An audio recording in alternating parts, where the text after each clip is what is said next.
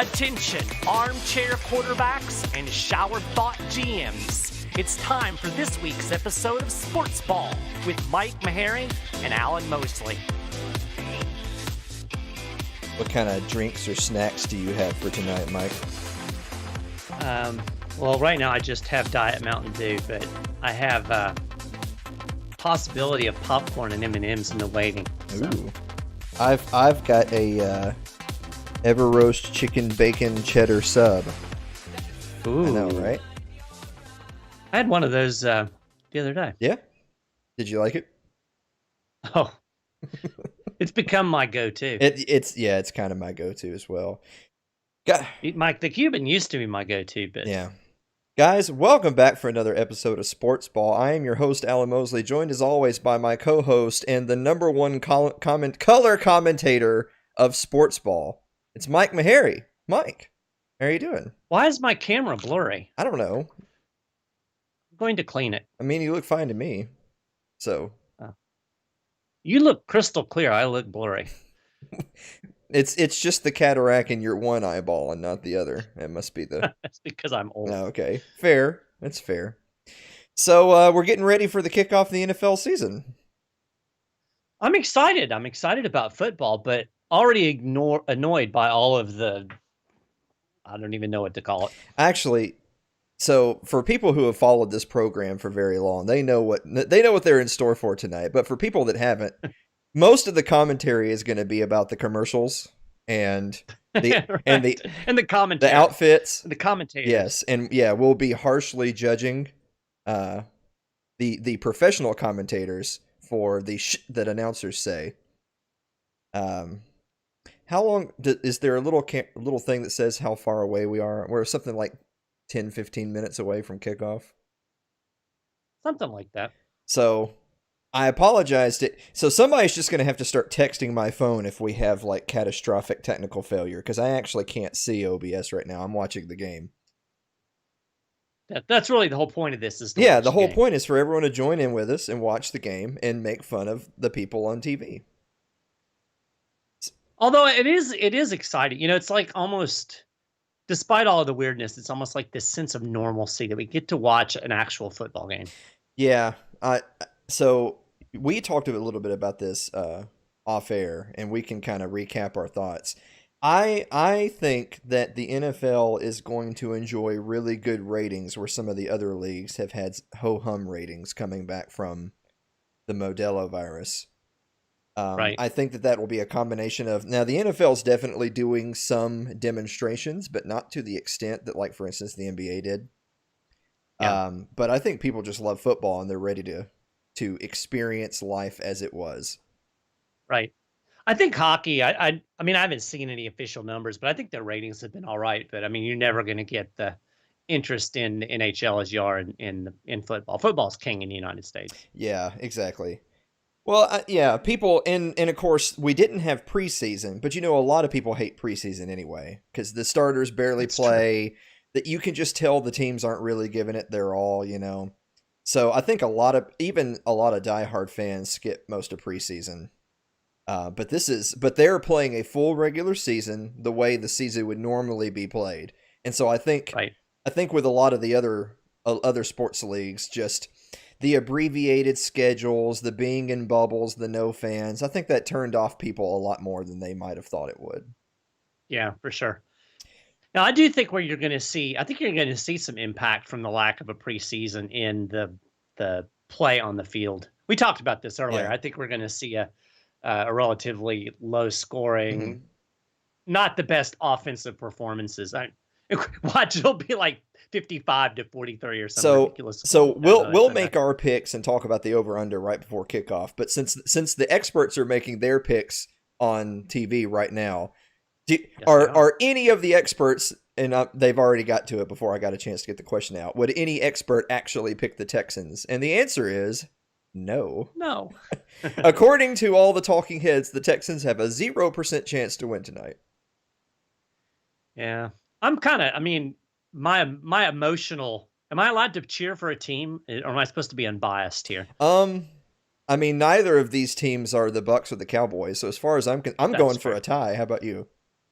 I I kind of like the Texans. I mean, I like Deshaun Watson, and there is the Maharrey fashion factor, and the Texans uniforms are far superior to the Chiefs. Ooh, we're gonna make some enemies of what few fans we have. The Chiefs, I mean, the Chiefs like that's old school. I mean, the Chiefs have largely had close to the same uniforms like forever.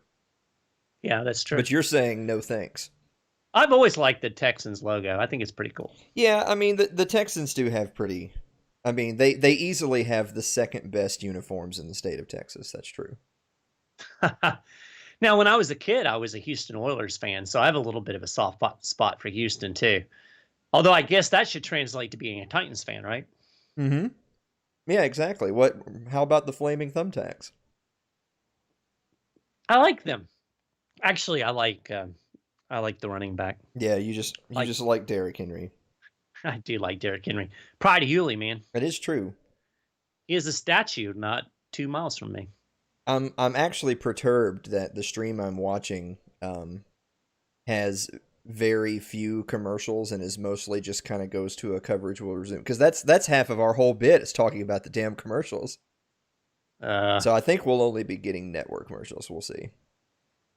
But in the meantime, I'm waiting for our favorites such as Andrew Avery and Clay Davis to show up. Clay Davis. They probably won't show up tonight. What are you talking about? This is the kickoff of the NFL season. This is. Well, I know. Well, since we're in commercial and we're a few minutes before kickoff, let's go ahead and go over a few of our broad predictions for tonight and some ancillary things. So the first one is, we already discussed, the over-under is 53.5, and I think you and I are both on the under on that. Oh, yeah, for sure. I think that's pretty high. I just, defenses usually dominate early in the season anyway, and now you have a situation where you've got, no preparation really other than practice. This is the first time these guys have really hit anybody besides, their own teammates. So, yeah. I mean, you might liable to see sloppiness on either side, but I think sloppiness translates worse to offense than it does defense. So. Yeah. Yeah, I agree. So not only is that traditionally the case, but I think your typical sports bettor, i.e. the person who pays Vegas lots of money and gets nothing in return, they're looking at the last couple of matchups between these two teams, and they're saying, well, I mean, this is going to be a 50 to something to 30 to something game, and so they think the over is a guarantee. 53.5 is nothing. I'm going over. Right. But that was a season ago, right? Like it's so important for the amateur sports bettor out there to understand that what happened a year ago was a year ago. That is true. And this is, like I said, this is a whole new animal. All of your rookies, all of your free agent signees, they're at a great disadvantage, having not really been able to learn the playbook, so to speak. And I really think, you look at a team like the Bucs and everybody's all excited about Brady. And I admit I'm excited about Brady too. In fact, I read today that the Bucs are having, like in Vegas, that's like the honey pick for the Super Bowl, even though the Chiefs, I think, are the favorite. But, you look at somebody like Brady. I mean, he's never operated in this system before in an actual game. I mean, I could see it being a complete shit show on Sunday, to be honest. Yeah, I agree. So I did see that the highest number of individual bets goes to the Buccaneers. But that just goes to show how many people don't know anything about football. How come the guy in the middle here doesn't have a mask? Clark has no mask. That's a good point. So well, the question is that if they're gonna did you see the dude drinking the beer? He's got his mask pulled down over his chin. Yeah. So what's the observation? Is the observation that he doesn't have a mask, or is the observation that they have a mixture of masked and non-masked people right there? Like, doesn't that defeat the purpose? I think it does. The dude on the right has a mask on his elbow, it appears. He has something on his elbow. I just saw a cameraman in the background that didn't have a mask on, so that guy's fired. Yeah. He can come work for us. So, oh, look, the little sign goes up. That's cute. Yeah, we're getting the banners and all that good stuff for the Chiefs Super Bowl, which was their first in 50 years or whatever, however long it was. It's the Run It Back tour. I don't want to spend all night talking about the people in the stands and how many of them either A, aren't wearing a mask, or B, aren't wearing their mask correctly, because that's everyone. That's almost everyone. And I have a feeling as the game goes on, the masking will diminish rapidly. My excitement just dipped heavily because I hate Chris Collinsworth. I know. You know what I always think of? Chris Collinsworth always looks to me like he's about 3 vodkas in. Yeah. Oh, yeah. What do you think there, Pat? You wouldn't be the first person who has made the claim that they think that he's sauced on the reg. But I guess when you've been hit as many times as he has, that's just a norm for you. That's true. Very true. They're not wearing masks, by the way. I think I needed it. Yeah. Why does Chris Collinsworth want Al Michaels to die? I have no idea. Are they even in the same place, though? That could be a virtual thing. They could be like 45 feet apart. They could be, but that looks like they're in the same room with a screen behind them. I think Al Michaels is too much of a boomer to be savvy enough to look sideways even though there's no one there. Yeah, that's so true. I think that they're there. Probably so, yeah. Yeah. One of the most inexplicable trades in NFL history. Right? Well, because part of me was thinking, I want to be the contrarian and make the sexy pick that the Texans are going to pull off the upset tonight, but they traded away a generational wide receiver, and honestly, outside of DeAndre Hopkins, who is gone, and Deshaun Jackson, I can't tell you who plays offense for the Texans. Right. Yeah, I guess we'll find out. Yeah. And I always think, they had a pretty good defense for a while, but that's kind of... It got old and got hurt. Yeah, and then Clowney's gone. Is J.J. Watt back to 100%, or, I mean... Has he ever been 100%? I think it's easy to say that he hasn't been 100% at least for the last few years, even when he was on the field. And that's probably why he kept getting hurt and out again, because he wasn't... Yeah. He was being pushed. I don't think that they were necessarily pushing him. I think he was pushing himself back into action. Sure. I like J.J. Watt too, but yeah, he hasn't been a factor in a number of years, really. Yeah. He's one of those guys there's a certain phenomenon, and I've heard it talked about elsewhere, where sometimes, because obviously you can think of great players whose careers were cut short or who didn't statistically reach the same kind of Hall of Fame numbers as others because they couldn't stay healthy. But there's that certain caliber of athlete where it's almost as if, like, I don't know if it's a genetic thing or what it is, but look at JJ Watt. Like, he's a monster, right? He's just ridiculously huge. You wonder, for some of those guys, like for him as a perfect example, are his groin muscles and his knee ligaments capable of enduring the strain that he puts on the rest of his body? Like, he obviously has done something in the evolution of his training that has made it where he is prone to certain injuries. And you can't help it. Of course, me being a Cowboys fan, I think of a Tony Romo, where Tony Romo was a top 3 quarterback in his prime. A lot of people don't realize how statistically on par with like Brady and Manning he was for 3 to 5 year stretch. The problem is that, and it wasn't just his problem. It was the collarbone every single time. It's not like he broke his leg one year and his neck another. His collarbone obviously was compromised in some way, and that was something he could just never come back from. There was no amount of surgeries in the world that were going to fix that. Yeah. Unless they put replace the whole thing with the titanium collarbone. That'd be pretty cool. Yeah, he should have done that because Dallas needed it. Yes, they needed him. They probably still need him. Maybe, I don't know. Yeah, well, not to get too far off track from tonight's game, but you might have seen in the news that Dak Prescott was coming out talking about how he had sought some help because he was dealing with depression and anxiety and stuff, and just the pressures of his position and all that. And our favorite news reporter, Skip Bayless, also made headlines as basically coming out and saying he thought that was a bunch of bunk and Dak was making excuses. So if there's a quick way to just endear yourself to the Cowboys faithful, be Skip Bayless. Yeah. I don't know if you know this or not. I hate Skip Bayless. I'm not a fan. Why can't we find any of these talking heads that we like? I don't know.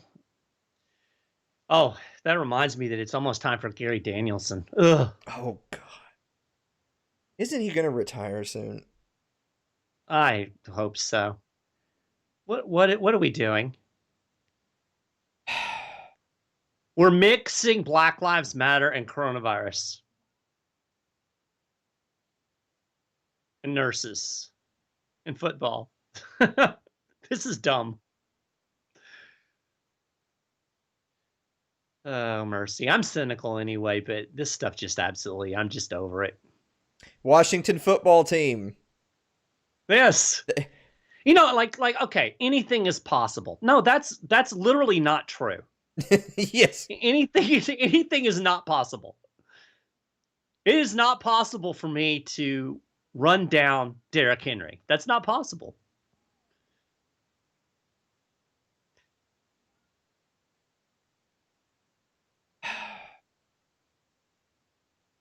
I like the way they're mixing in the healthcare workers though, because that's they're the new army. Yep.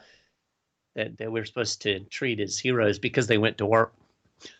I have you seen some of the posts recently from CNN and other places where they're trying to get in on that.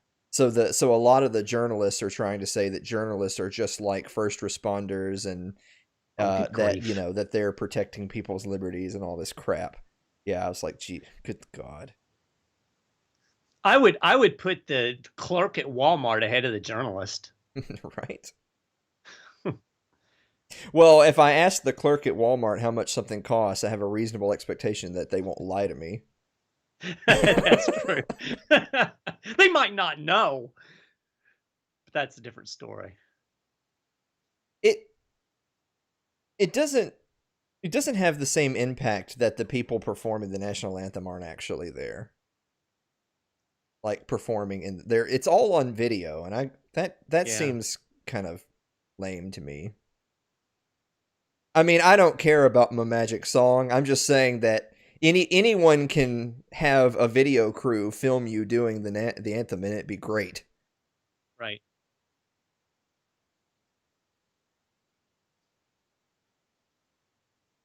This is another pet peeve of mine. And again, I don't care about the national song either, but as a musician, it annoys me when they don't sing it right. Like they try to put their own spin on the national anthem. Just sing the damn song and get it over with. That guy's arm is going to be so tired for this game. Yes, it is.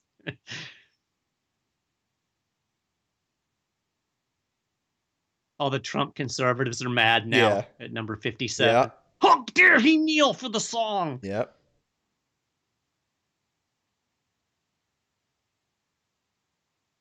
He's the only one I even saw doing it, though. By and large, they're not really doing a lot. No. Or I guess what I should say is that the NFL is doing a shit ton. The actual players are just ready to play football. Right. It really wasn't that long ago that they didn't do all of this. Yeah, I know.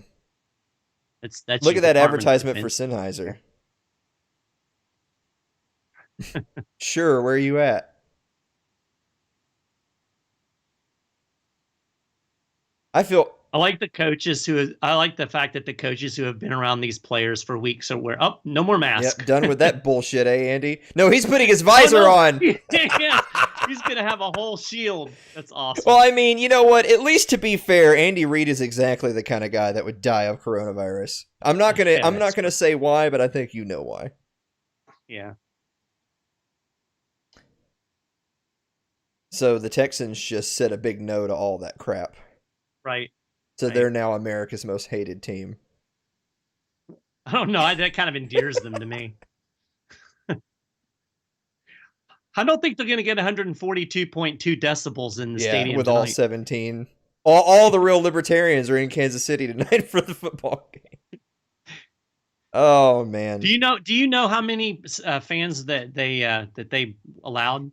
I forget. They said earlier. I think they're doing the 1/4 capacity. The Bucks are doing 0. Really?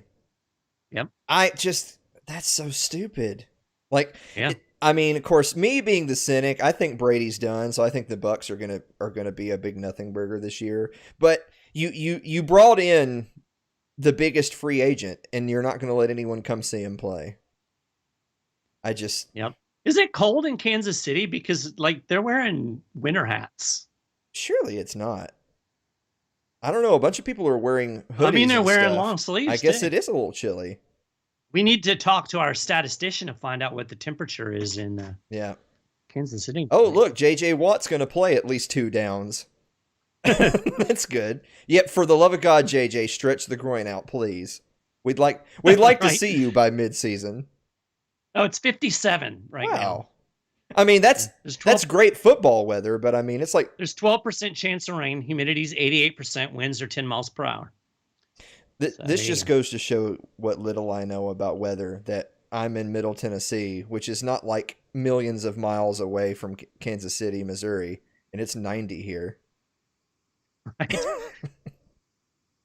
The loudest stadium in the I world. know, you know, when you live in Florida, you forget that there's like seasons. I know. That's one thing I do miss about being down in Florida is I'm perfectly content to wear shorts and a t-shirt year round. Yep. Uh-oh, how many people are meeting together? Uh-oh, there's handshake. Yeah. This is all against the rules. Yep, another handshake.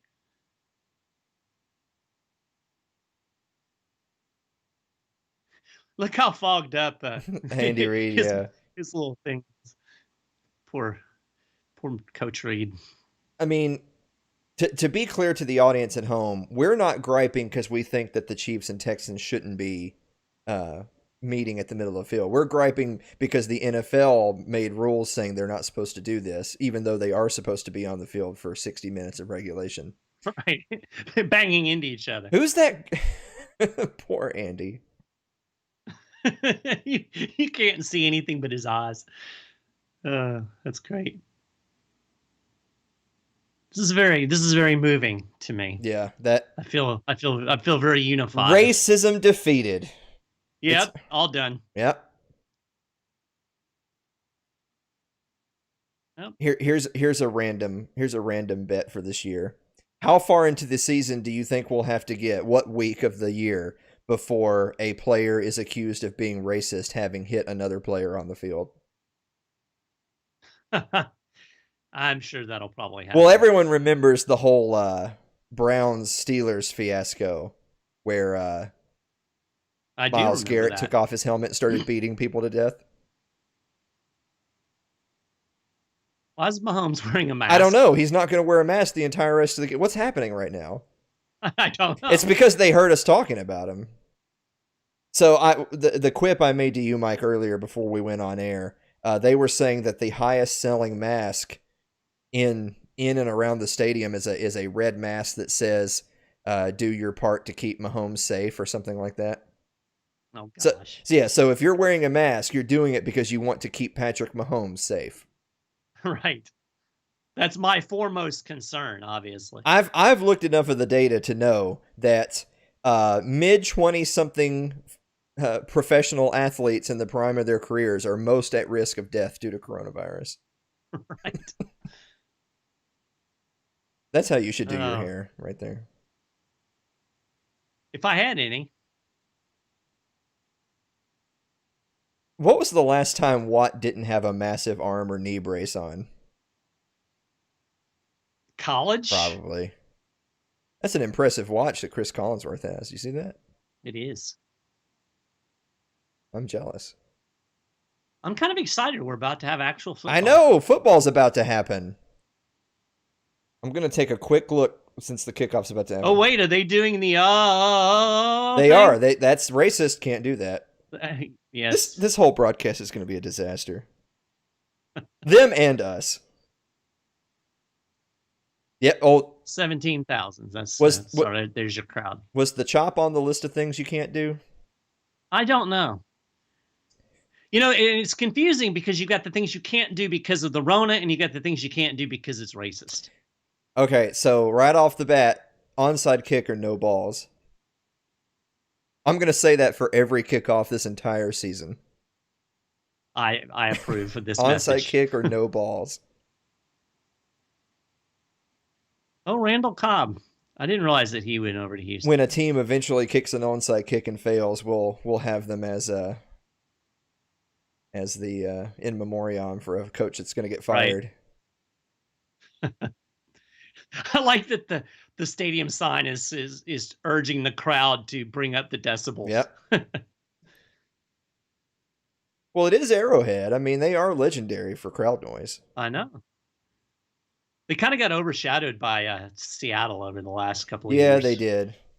It's amazing what you can accomplish when you're not one of the cellar dwellers in the league. That's true.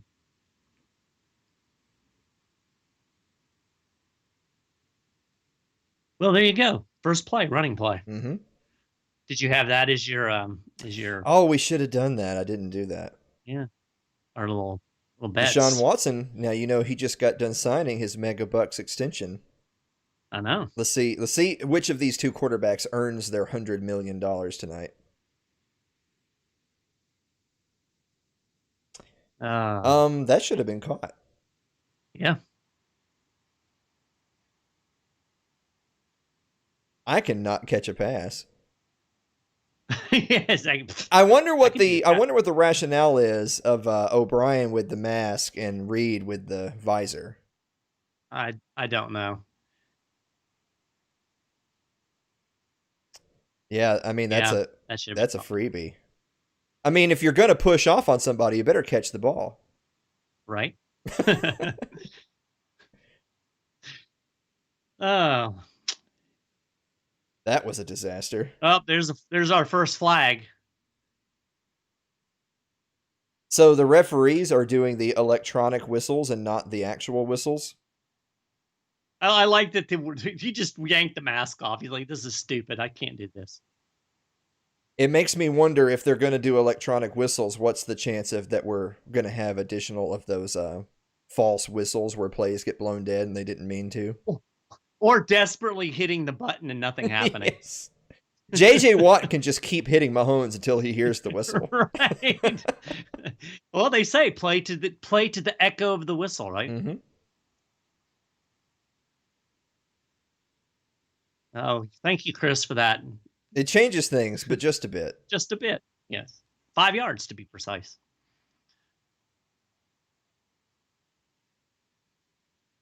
Ooh, yikes. Wow.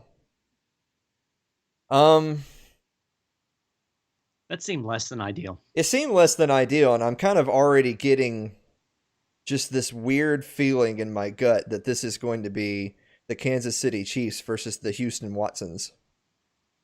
Yeah. The fighting Deshaun's. I mean, that obviously isn't the play they wanted, but still. Chris Collinsworth just said that the noise is having a factor. I kind of doubt that. If they have to go to the silent count over this noise, then any stadium that can't disrupt the game with their noise must have the worst fans in the league. Right? I wonder how long it'll be till we get the articles about how many corona cases are traced to Arrowhead Stadium.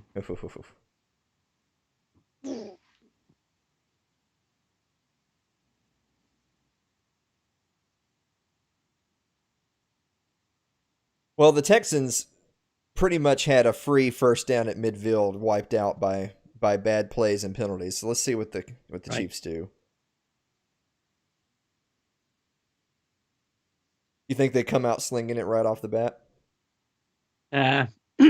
Say running play. I say Hail Mary. You think? Oh. I was right. Both teams are being a little bit on the conservative side to start the season. Yeah. Well, you got to deal with the noise in the stadium. In your own stadium. Right. In front of your own 18 fans. Right. Yeah. Look at that hairdo of that guy in the middle. Look at the center. That's pretty solid 80s hair right there. You think he uses Head and Shoulders? I'm certain he must. Asking the real questions. 2 runs. I just heard Al Michaels say the words on the front lines of the COVID fight, so I'm about to mute this broadcast. I'm already done with that. I just want to watch.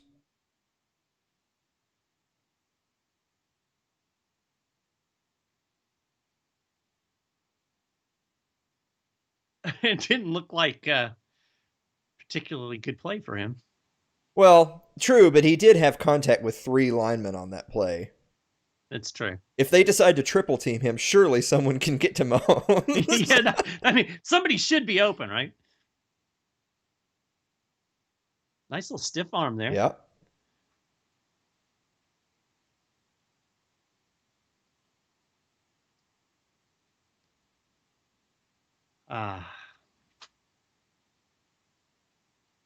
Yeah, this is the perfect example of that play works because number 59 completely gave up contain, even though he's like, what, 7 yards away from making the sack when the ball comes out? Right. Yeah.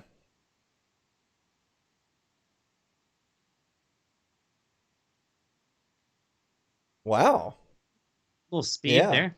I mean, that was a play that looked like it was going nowhere. Then he got one block and... It's amazing what happens when you get a block. Yeah. Somebody told the Texans that.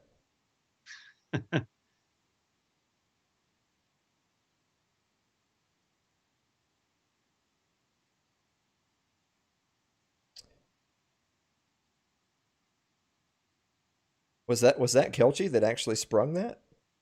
I think it was. I couldn't tell. I think it was. Speaking of him, how does he look like a man amongst boys in the Texans secondary? I don't know.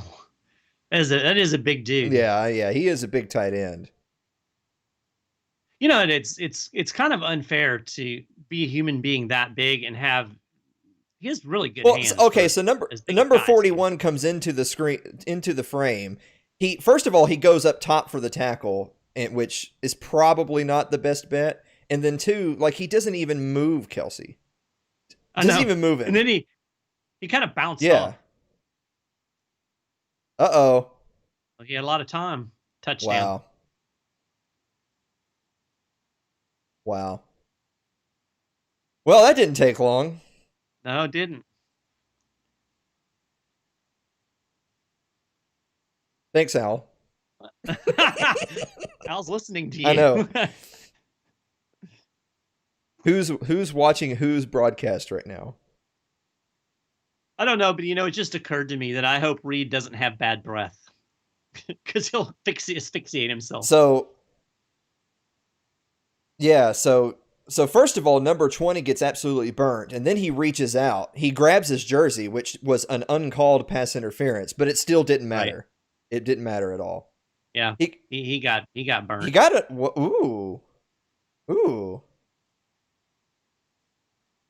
How about that? That's a drop. Uh-oh, that is not a catch. He got his arm in there, and it was enough. How about that? Okay, so as we know, and this has been the case for several years now in the NFL, every scoring play is reviewed, right? So why do we have to announce that the previous play is under review? Well, why not? All right, this is our first one of the year. We should call these games more often so we can keep a running tab, Maharrey. This is the first one of the year. Does that stand as a touchdown, or is it coming back? I'm gonna say they're gonna that should come back. I didn't ask you what should. I asked you what will. I say it's gonna come back. That's pretty okay. obvious. I'm gonna say it's gonna come back as well. But when we end the season with only like a 30% accuracy on this. I like that there's a show called Live with Mike Florio. I could do that. Yeah, exactly. I'm disappointed that we don't get commercials.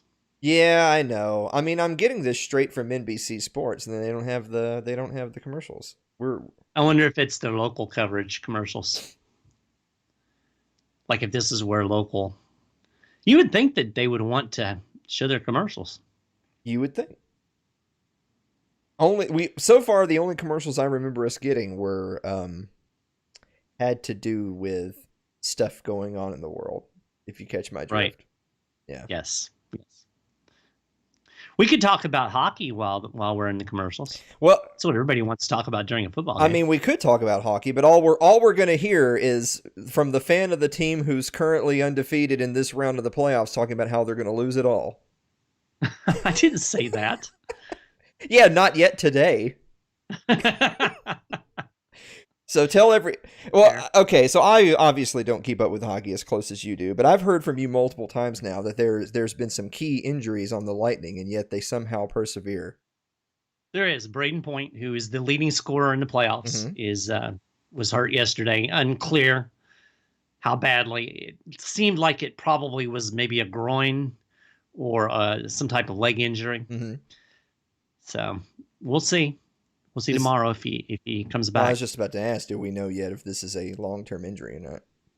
And they haven't really said. So, look, we're back. Football. We can not talk about hockey anymore. I will gladly give hockey players credit that sometimes you see in the stat line, so-and-so out, broken leg, and then they play the next game. Yes, exactly. That is. There was a guy. One of my favorites was. This has been a number of years ago, but there was a guy for the Detroit Red Wings. Now I can't remember his name for the life of me, but he played 2 days after having his appendix removed and scored a goal.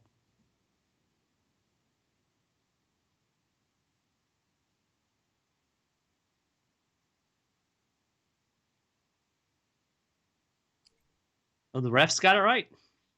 The refs got it right, but it's a bit unfortunate because so watch Reed right here. He absolutely reaches out and grabs the collar of number 11 when he's beat.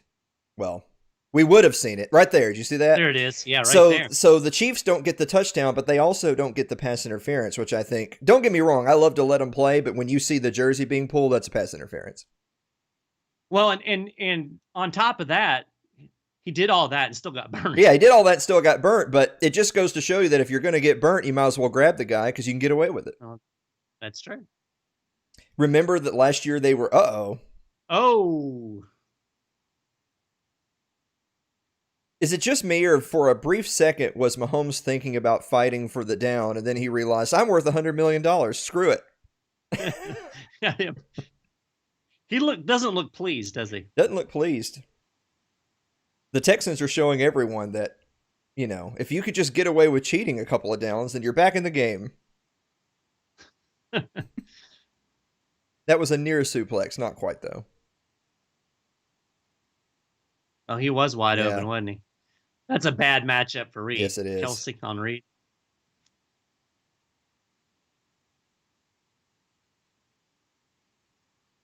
What was that? Ooh, that was not a good No, throw. it wasn't. Yes, exactly. Where's my $100 million extension? Right? I'll do that for $50 million. Heck. In fact, I wouldn't have even stayed in the pocket that long. I would have spiked it in the ground before then. He's gone full chin mask. Oh, man, the Rona won't get my stubble.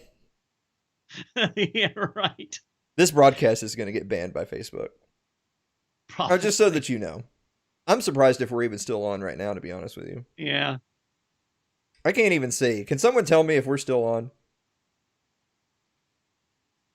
That was an interesting dance he was doing there with the ball. Ooh, he's got some nice hair too.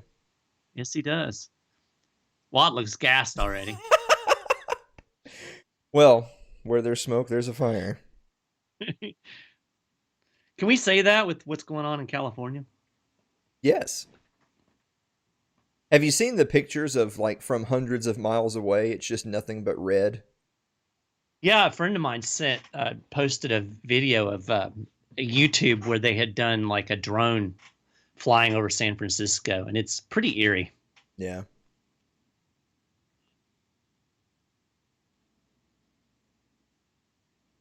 All right. I just invited you to the broadcast, Mike. I'm already here. Oh. Well, I invited Clay and Andrew.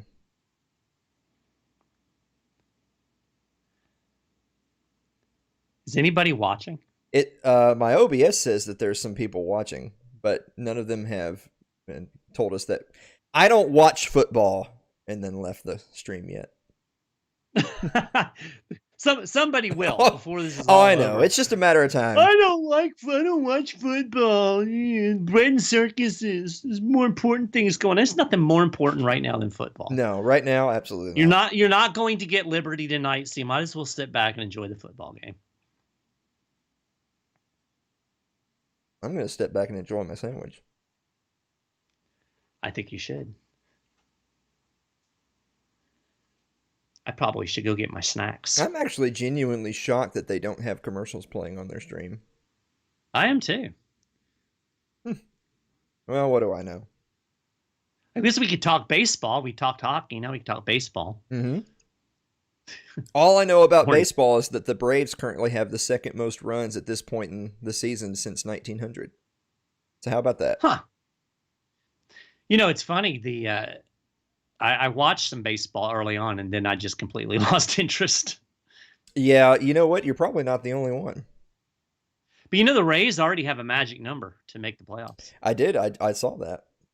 I think it's like 14 or 12 or something like that.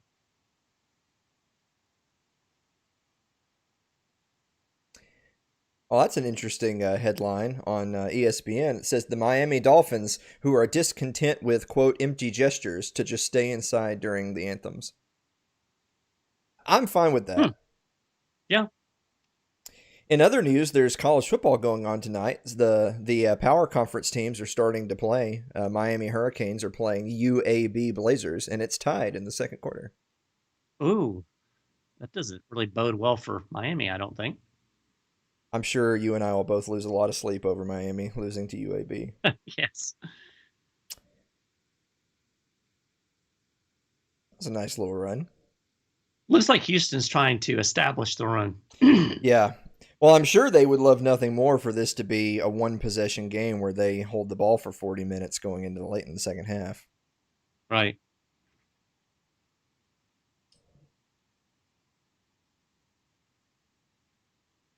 It definitely seems to me, even though the Texans were able to get the stop, it definitely seems to me like Kansas City's offense is just sort of humming, waiting to get going, whereas the Texans offense still seems a little discombobulated. Yeah.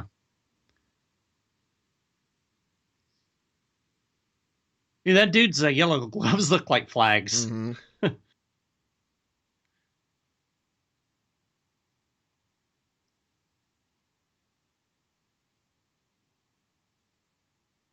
I was just about to make fun of Chris Collinsworth and say, you idiot, everybody has a versatile offense, but then I remembered the Titans exist. Right. They almost went to the Super Bowl. Right?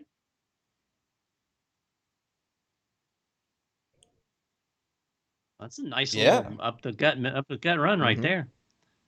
I mean, if you can just run for 8 or 9 yards on every first down, it's pretty easy. Who is Johnson? I don't really know who that is.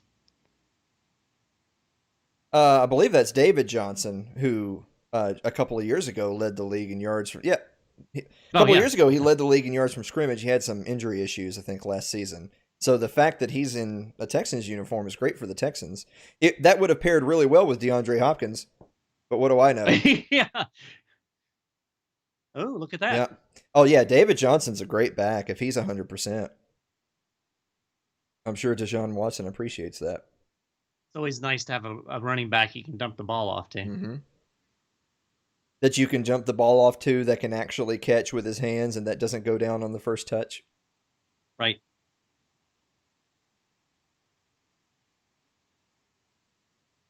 So you said the Texans, their offense looked discombobulated, and all of a sudden they look.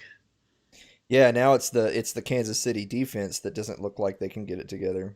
But to be fair, for long stretches of last year in a Super Bowl run, the Kansas City defense was nothing to write home about. Yeah, that's true.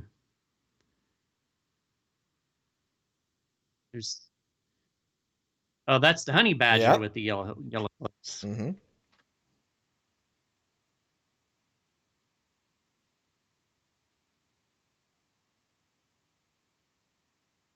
And then he spent the rest of the time running for his life.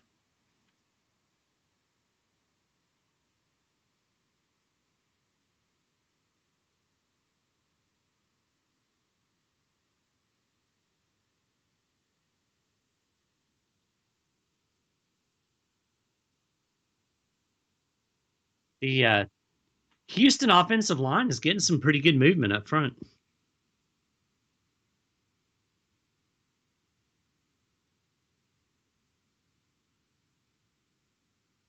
Poor Tim Kelly.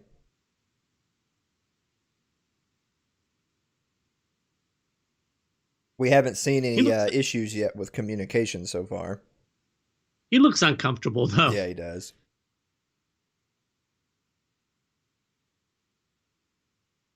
Five, 4.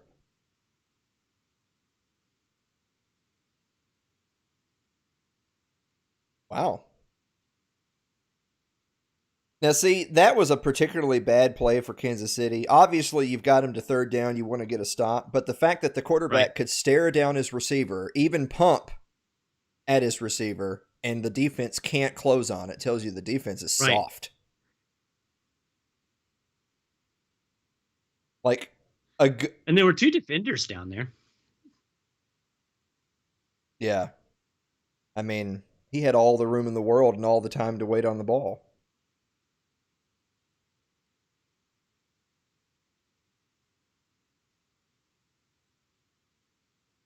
Oh. Wow. He showed a little flash of speed there. Yep. Uh-oh. Uh-oh.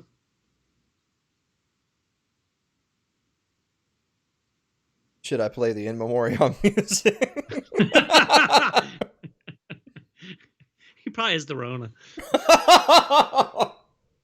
I so desperately want to see on the injury report that a player got tested for the Rona like at halftime and he's out for the second half. Right. Oh my God. What a time to be alive. Yes, indeed. My stepdaughter says that a lot. What a time to be alive. Yep, what a time to be alive. Well, here we are with the non-commercials again. Let's see, we've covered hockey and baseball. What do we have next? Covered in hard quotations. We covered hockey and baseball. Well, I was trying to take a quick look at the headlines when we were in breaks. I mean, there's some tennis going on, but nobody cares. No. We already talked about Dak Prescott. We already talked about the Dolphins and the fluff. Right. The only other major headline is I don't think the Patriots have officially named which of their QBs is the number one going into the season. And a lot of people think you just assume it's Cam Newton, right? He's the veteran player. Right. You just signed him out as a free agent and you're paying him the money. Like, there's just no way that Cam would bother going somewhere if he's not going to be starting, right?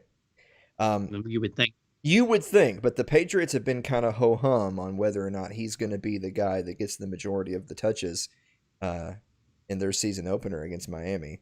That's genuinely going to be an interesting thing to watch, because on the one hand, if Cam is genuinely healthy, then you'd think, oh, well, Belichick's done it again. You know, he's going to go into New England and they're going to be off to the races. But if there's any type of controversy there whatsoever, I have a hard time believing that Cam Newton's going to be quiet and be a nice little soldier when he wants to be on the field. Yeah, that doesn't seem like his MO. Yeah. This has been a really long non-commercial break.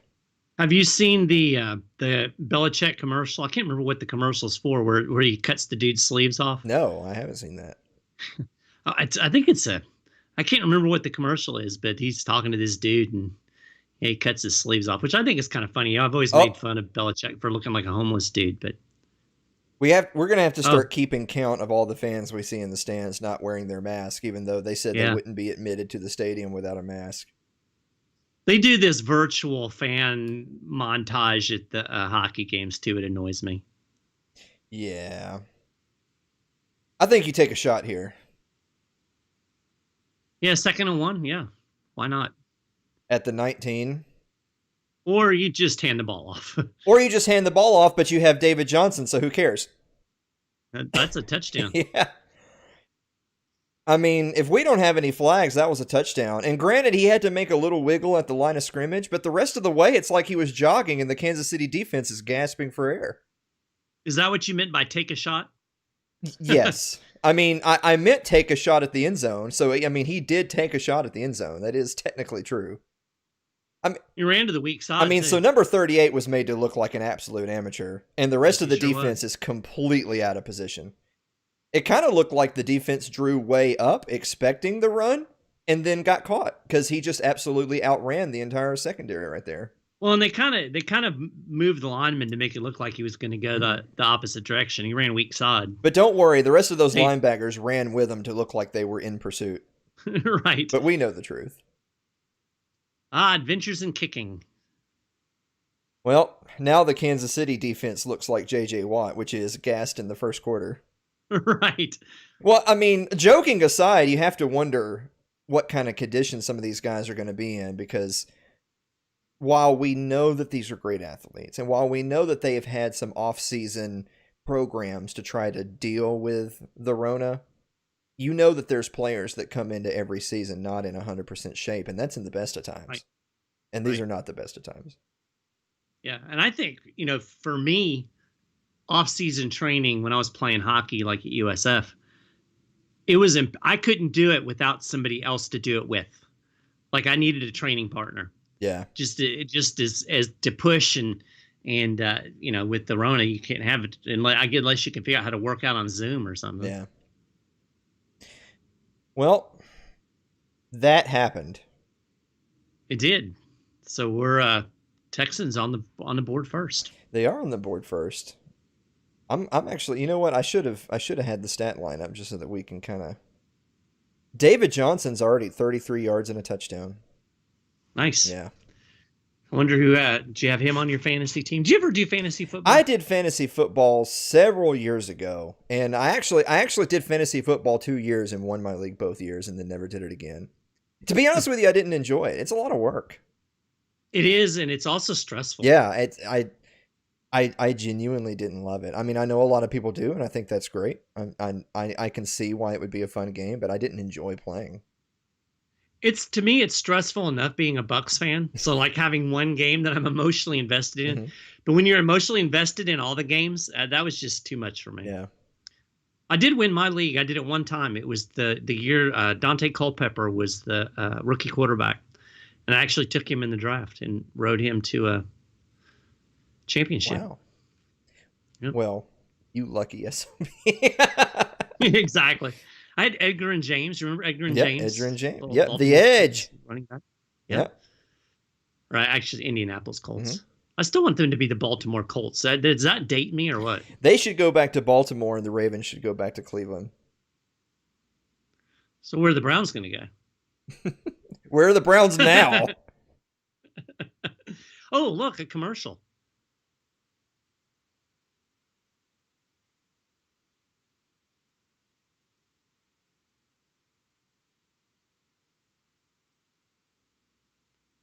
Hey, Miley's getting kind of old and torn up looking.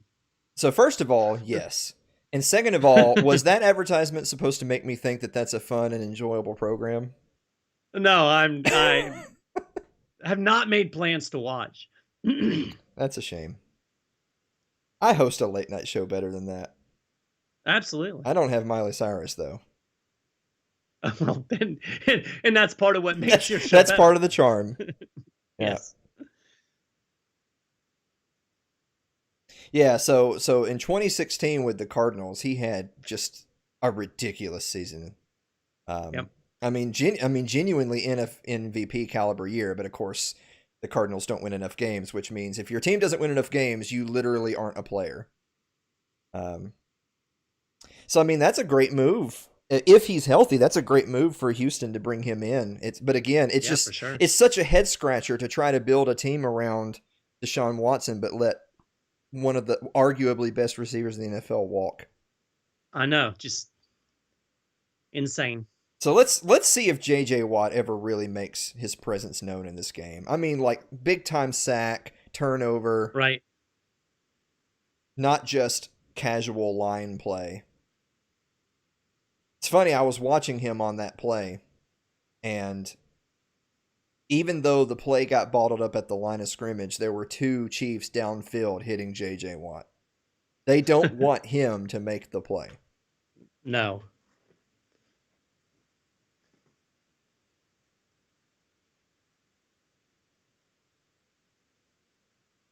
Collinsworth is giving us this expose on this former LSU Tiger being lightning on the field as we watch him get bottled up for no yards, and B, go back to the sideline.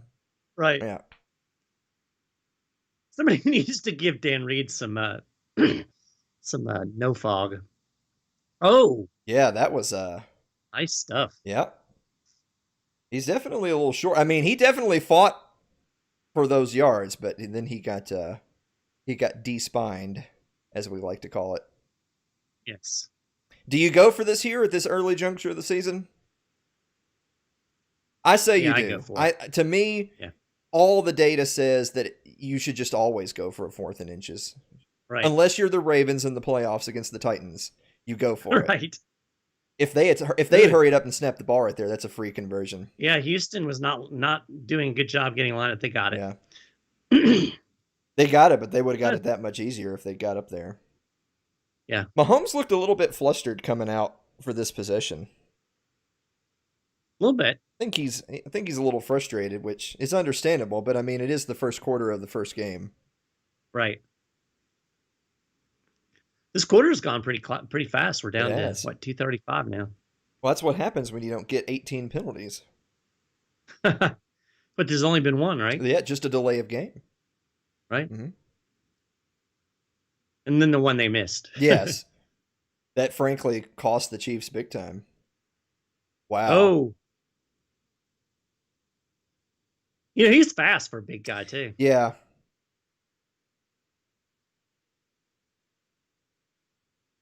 That was one of those types of plays where when I see it, I think, I don't know if he's really moving that quickly or if multiple guys in the Texans secondary are saying, I'm not hitting him until someone else shows up.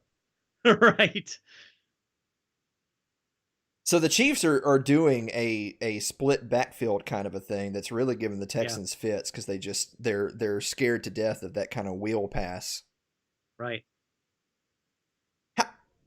How are there two wide open receivers on the same side of the field and no Texans defenders? Now it's the Texans that are looking around at each other like, hey, who's got that guy? Not me. Poor Andy. I called him Dan, didn't I? There's a thunderstorm going on inside his visor right now. Jeez. He's wondering why it's raining. Oh.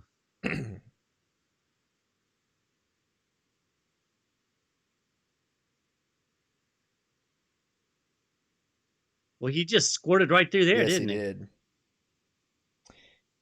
Too many arm tackles, not getting anywhere. Yep. Where was J.J. Watt?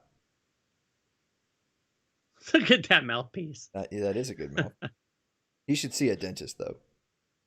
Yes, yeah, absolutely. Look how low to the ground he is. I know.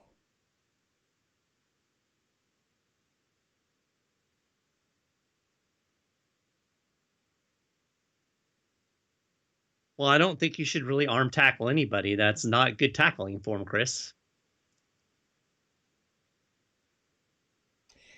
And now the Chiefs are humming. Yeah. The Texans are on their heels right there. And so this will be the first point in the game that I'll genuinely say I don't like the call. I love the call to go for it on 4th down. It clearly paid off, albeit they could have moved quicker. But right there, when you've got 15 seconds left after the first down, I think you run another play. The defense is reeling. Why give them a chance to walk down the field and talk about it? Yeah. So I think that was a bad idea. Oh, look, a commercial. Never mind. It's gone. No, you may not watch that commercial. Scarlett Johansson was about to tell us something important, and now it's gone. Now I'll never know. Now I'm sad. I'm indifferent. Me too. Oh, look, there we are. There's us again, yeah. I need a snack. Well, I would say you have time to get one, but as soon as you leave, the Chiefs are going to score a touchdown. Normally at this point, I would pop popcorn, but that's like a 4 or 5 minute process. Yeah.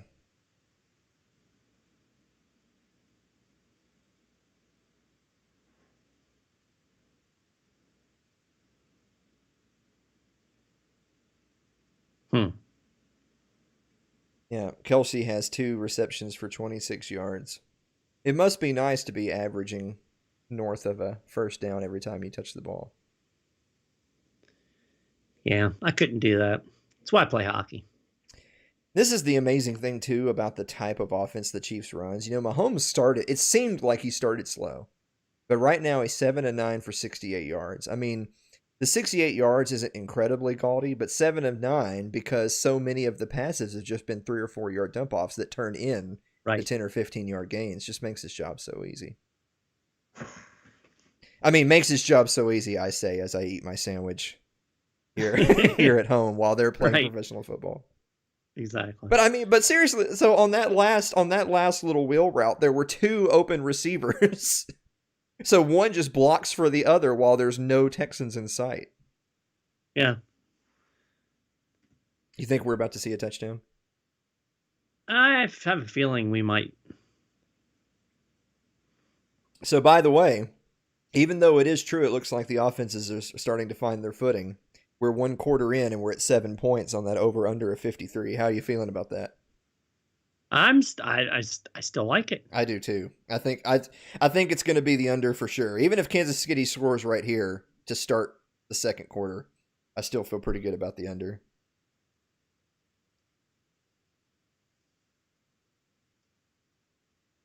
On the move.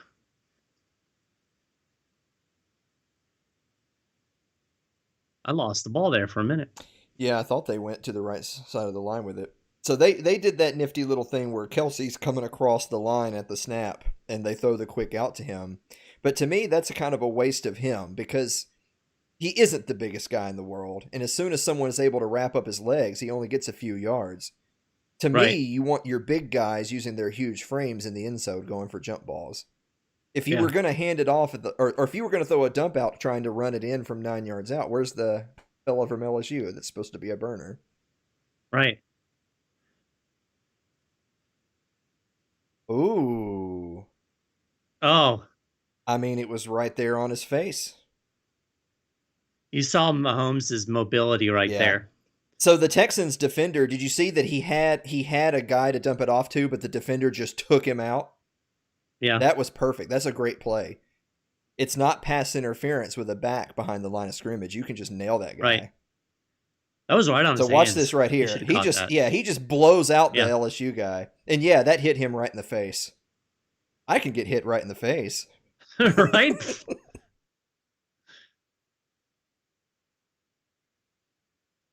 It's got a guy over the middle. Yep. You're welcome, Al Michaels.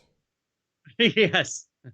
So remember what I was saying about having Kelsey go into the end zone? He just basically is undefendable. Yes. There you go. Looks like there's a little rain on the camera there. It's Andy Reid. Yeah, that's his view. It's the Reid cam. Yeah, that was a nice little route too. He's kind of weaved his way in.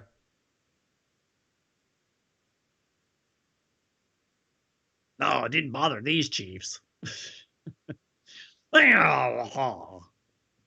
Swear, Chris.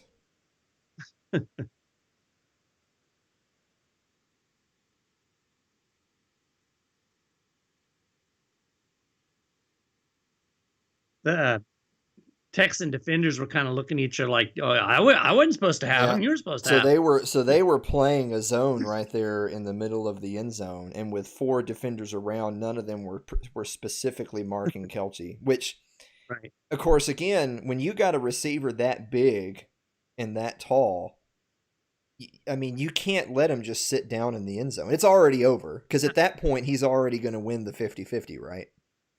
Right. I don't know.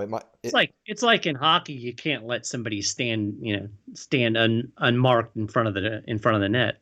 You wouldn't know anything about that. No, I wouldn't. Never had that happen to me. I'm sad about the lack of commercials. I was expecting to be able to rag on the commercials. Yeah, I know. Well, I don't know what I mean. This is not some bootleg stream. It's NBC Sports.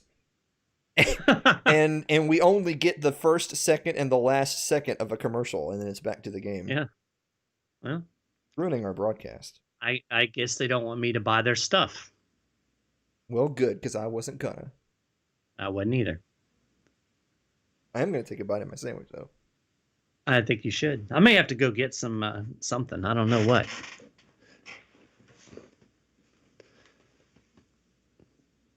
Maybe crackers. Crackers are kind of like chips. I felt like there was a punchline there, but it just stopped. Yeah. So, you said that you wanted to see a tie if things proceed as they have. I would love a tie. We need overtime in the first game of the year, and then we need it to be a tie just so everyone's reminded why ties suck. Right. Exactly. I don't understand the win probability on ESPN's website. So I don't know, it's gone up significantly in the last. So they have a live tracker of the game on ESPN.com, and they have a win probability percentage. And with the game tied 7-7, they say, and the Texans about to receive the ball, the Chiefs have a 70.2% chance to win the game. Is that little line, the graph, is that like graphing how it's changed? Yes. So when the Texans scored to make it 7-0, they still said the Chiefs were going to win 51.9%. I wonder who that is. Like, are they polling people? Or? I don't know, but it seems a little yikes to me. Yeah. Well, all right, so here's a good question since we've seen a few of these. Are we going to see a kickoff return? Probably not. 64,000 tests and 5 new cases will just shut the league down. Why do you want grandma to die?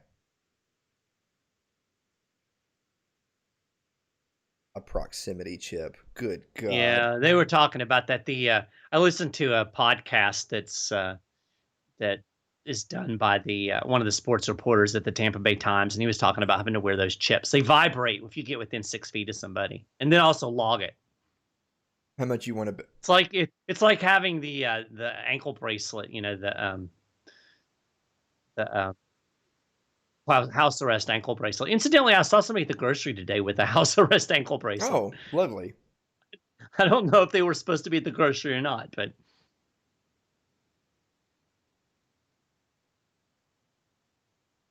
it must be fun to throw over the middle to a guy like 5 yards away from the nearest defender. I would enjoy it. I mean, and just like that, we're near at the 45-yard line. The Chiefs' defense is just soft, man. Has the win probability changed? It's probably gone up.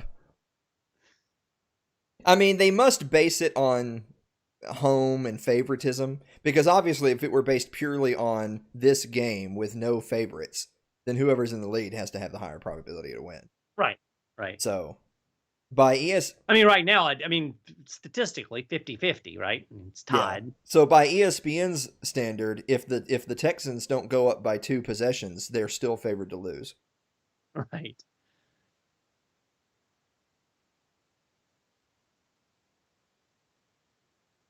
Oh. Ooh is right. Yikes.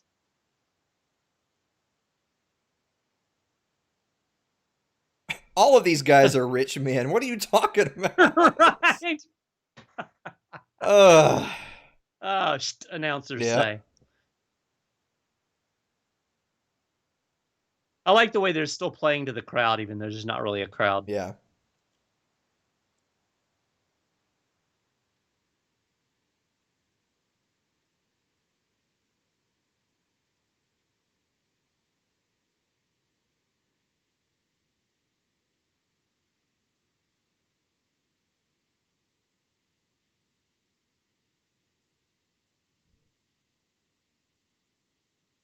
He's got some wheels now. He sat down next Where's to the fine? He wasn't wearing a mask on the sideline right there. No. Watson's going out. 6 weeks, I wager. The headlines tomorrow will be, are the Texans done? Yes.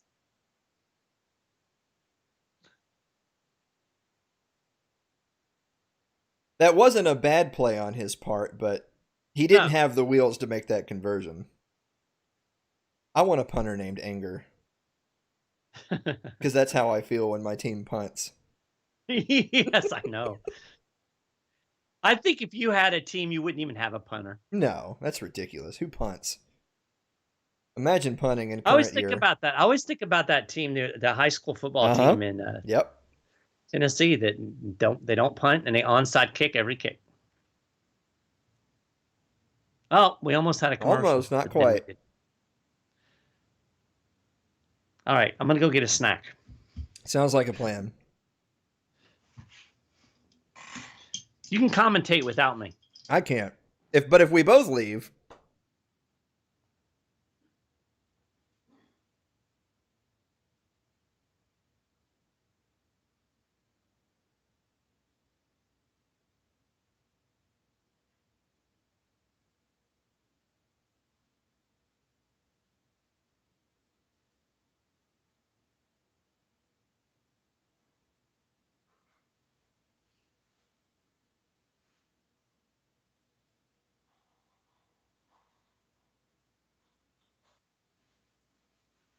I actually feel bad for anyone that happens to pick up the stream right now.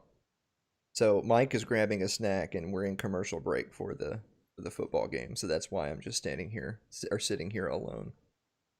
It's not that I like to sit here alone on the internet.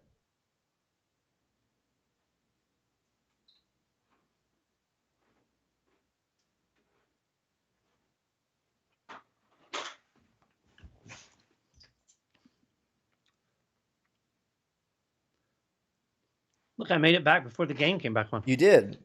You missed my monologue where I was telling anyone who just so happened to click on the broadcast during the break that A, we're in commercial, and B, no, I don't just sit here alone on the internet. I promise this isn't normally what I do. Maybe you should. Right?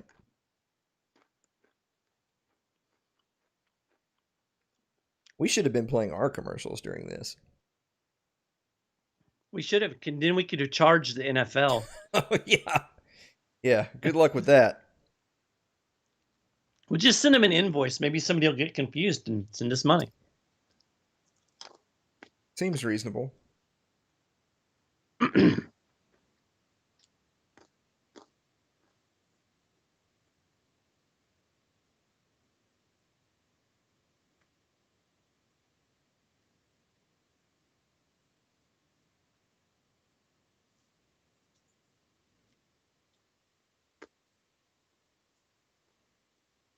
Oh, Oh, isn't that nice? you better get a prenup. uh That's solid advice on the broadcast.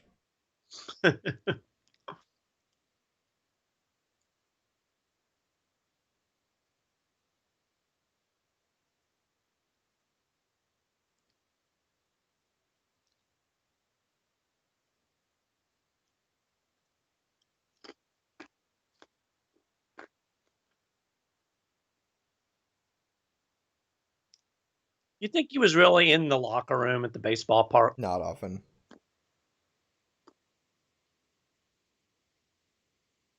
You think if Al Michaels retires, they'll ask him to take Chris Collinsworth with him? I don't know. I hope so.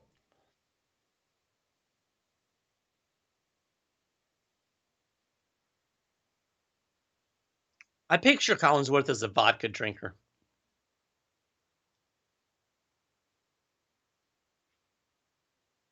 I picture him as somebody who wouldn't say no to any drink.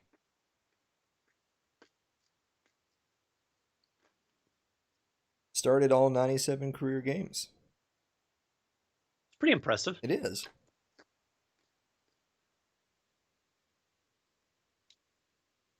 Oh. Oh, Yeah, I mean, not that that was necessarily an easy play to make, but it still hit his hands. yeah. That was a weird throw. I don't know if he just overthrew it, if somebody wasn't where they were supposed to be. Yes. Let's wait to see. They're not getting any kind of pressure on them. That's for No, sure. they're not at all.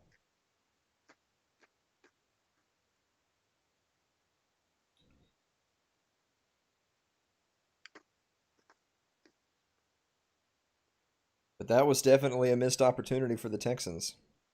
Mm-hmm. Oh, Ow.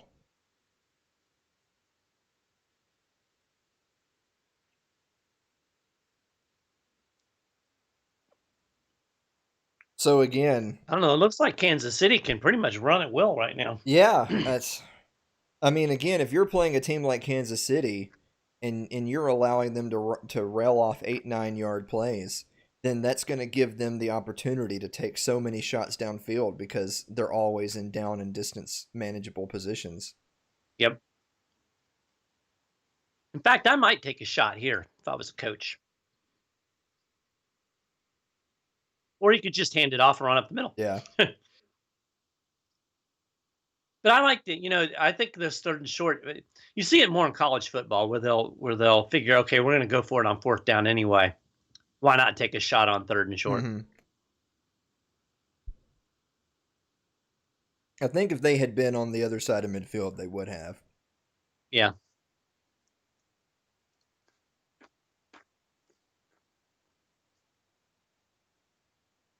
There's a whole pile of Texans not in the play anymore. Right. By the way, this is just a random little bit of advice for the Texans defense because they're going to take advice from me. If you're ever in a option situation, you should be more willing to play the outman because I promise you the Chiefs have told Patrick Mahomes to not take a bunch of unnecessary hits. Yes. I wouldn't, unless this is the Super Bowl or the playoffs, I wouldn't bet on Mahomes to take too many of those right there and take it down and run. Andy's fog seems to be moving up as the game goes on. It's the barometric pressure. Yes. Still no pressure. No. The Texans have no defensive line worth speaking of. Really, Watt's been a non-factor so far. Nope. Well, did you see the back of his helmet? Stop hate. Yeah. Racism's fixed. Just stop it. Just stop. That's what I'm going to start saying to you if you make fun of the volunteers. Stop hate. Stop hate, yes. They seem a little discombobulated there getting the play in. Yeah. Collinsworth's talking about the punt like 10 minutes ago.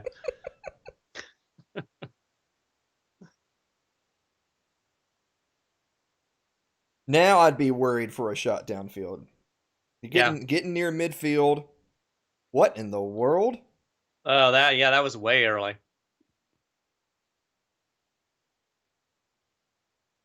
Watt was just upset we haven't heard his name yet tonight. Yes, he heard me criticize him about being a non-factor. He's like, "Well, I'll show you. I'll get a penalty."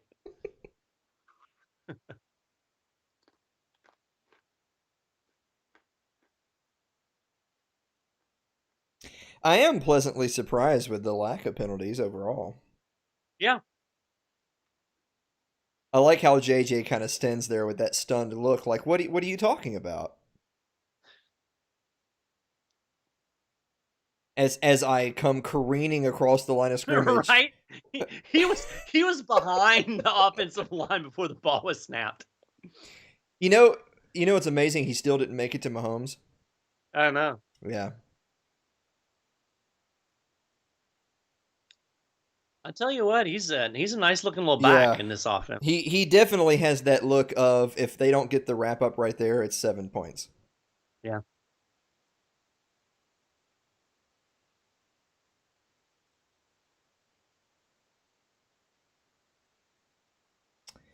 It's beautiful to see a scheme come together and you see the hats on all the hats and you can see the running lane. Like they drew it up on the X's and O's. I'm not sure what the Texans drew up right there, other than just either. Don't let that happen. I mean, he just got 7-8 yards on the running the short side of the field. Yeah. I know it's a 7-7 game, but it's starting to look a little bit questionable because you figure this is the freshest your defense is going to be, and they're just totally not in the play.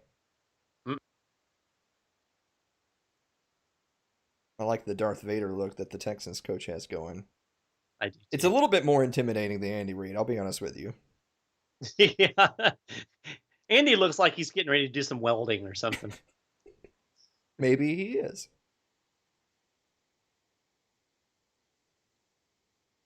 See, that was almost a botched handoff right Yeah. there, too.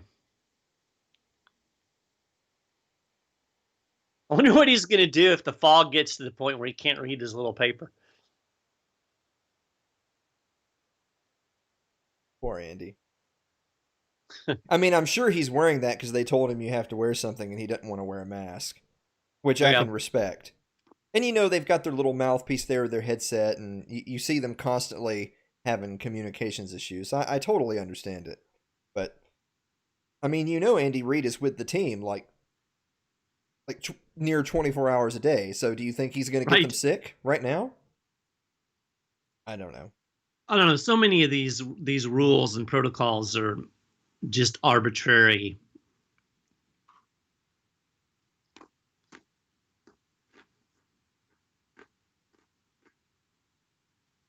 It's really weirding me out seeing these guys in these winter hats, and it's like 90 degrees outside. Yeah. I somehow doubt that they'll be dressed like that for the Jacksonville and Tampa and Miami games. Yeah, I think you're right. Although Tampa will be in the Superdome, so which I don't think they're gonna have fans in the Superdome either. Yeah. That seemed like a completely broken play, and they still gained like 4 yards. Mm-hmm. The Texans are just, I don't know. In the same way that the Kansas City defense was really playing soft in the secondary, the Texans' front seven is just being blown off the line constantly. Watt made a good tackle on Mahomes with no ball. Remember what I just said about just assuming Mahomes isn't going to tuck it? Yeah. Yes. That's not going to happen. Are you kidding me? He's worth way too much money.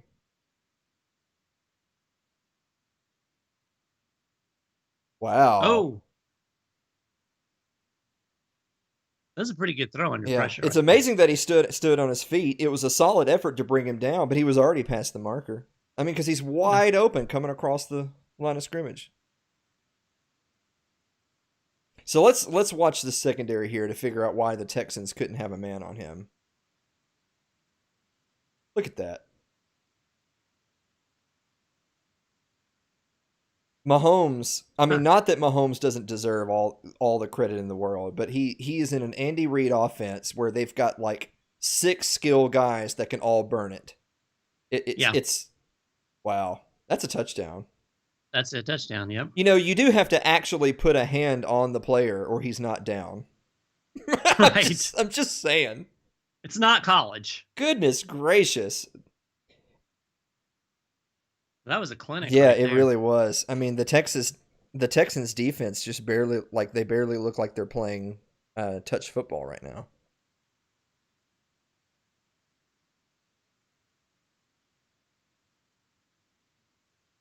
Where'd the defender go? I don't know. All right, so we see him. He bounced outside and then just kind of stayed there. Yeah. I mean, his elbow's down, but is he even being tackled?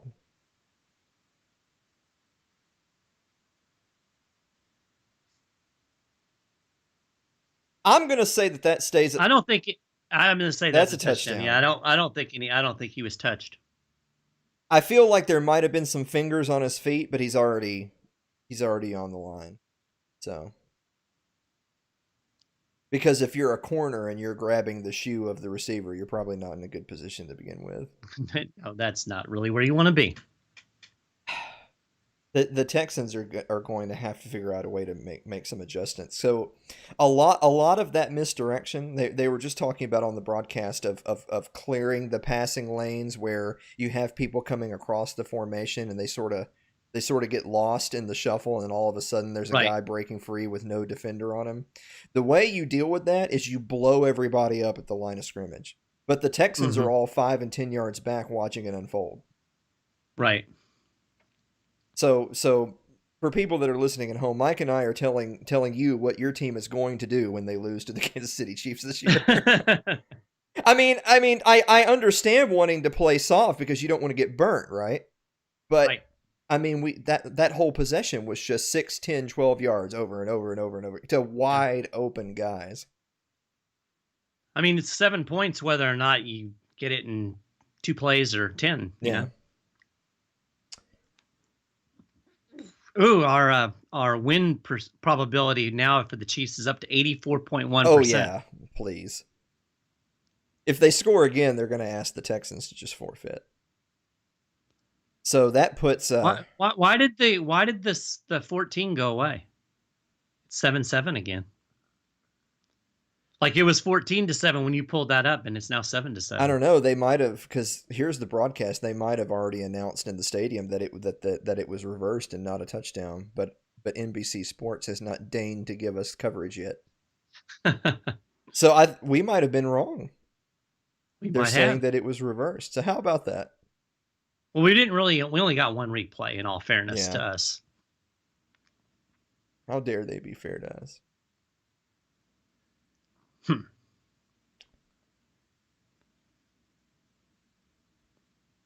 I was going to take a quick look at the team stats. I just wanted to see. Look at that time of possession so far. 8:48 for the Texans, 17:54 for the Chiefs. So they are saying that he is short of the goal line. He was touched right there. So, of course, the Texans are going to figure out a way to make the stop right here, right? I'm not altogether certain he was touched.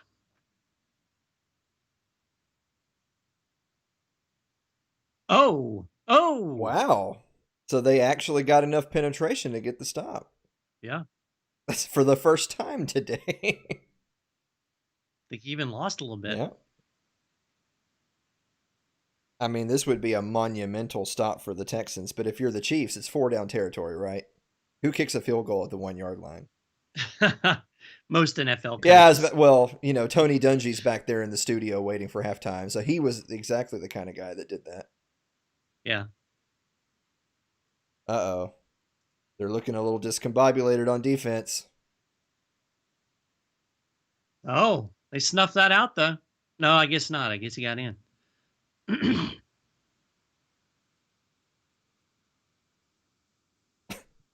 The same official is arguing with himself over whether or not that was a touchdown.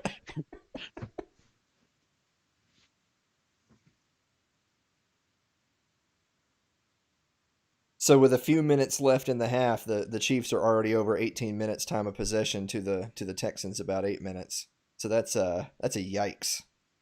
Yeah.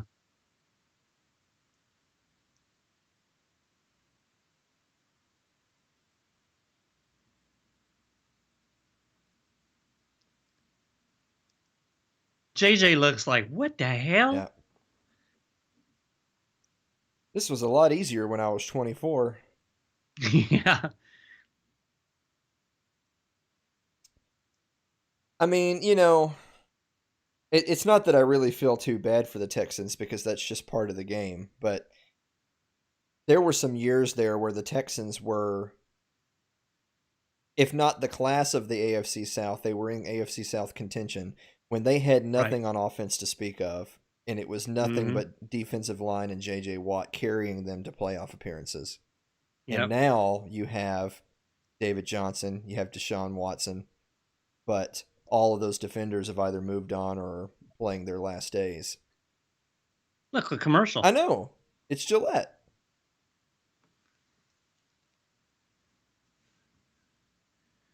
If you use Gillette, you'll be strong and be able to do squats. Yeah, that's actually me right there. Every day is game day. I actually say that. Yes. Actually, I don't say game day, but every time Annika asks me what time it is, I always say game time. Look, hockey commercial. How about Lightning versus Islanders. Yeah, that's going to be a bit of a dilemma because I'm going to have the Lightning and the Islanders playing at the same time as the Bucks and the Saints. Which team do I want to watch lose? Good God. My prediction was going to be we're going to watch the hockey game because when the Bucks go down 3 scores, you won't need to watch them anymore. Right. And it is likely that I'll watch the hockey game. All right. We just saw a kickoff return. Yes, we did. First one of the game.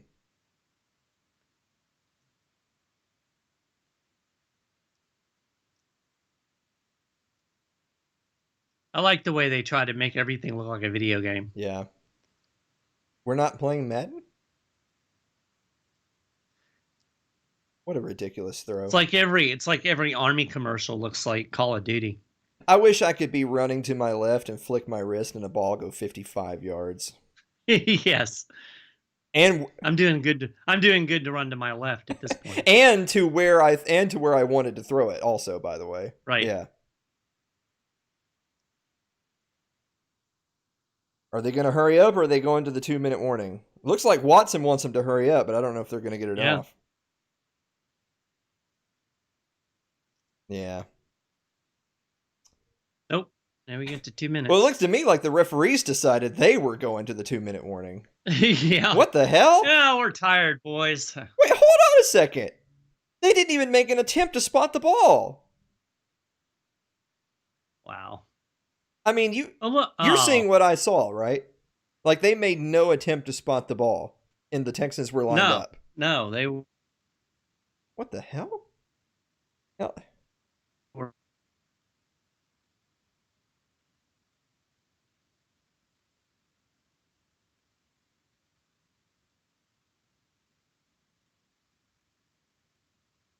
Mike Maharrey's so upset about that, he had to take a break.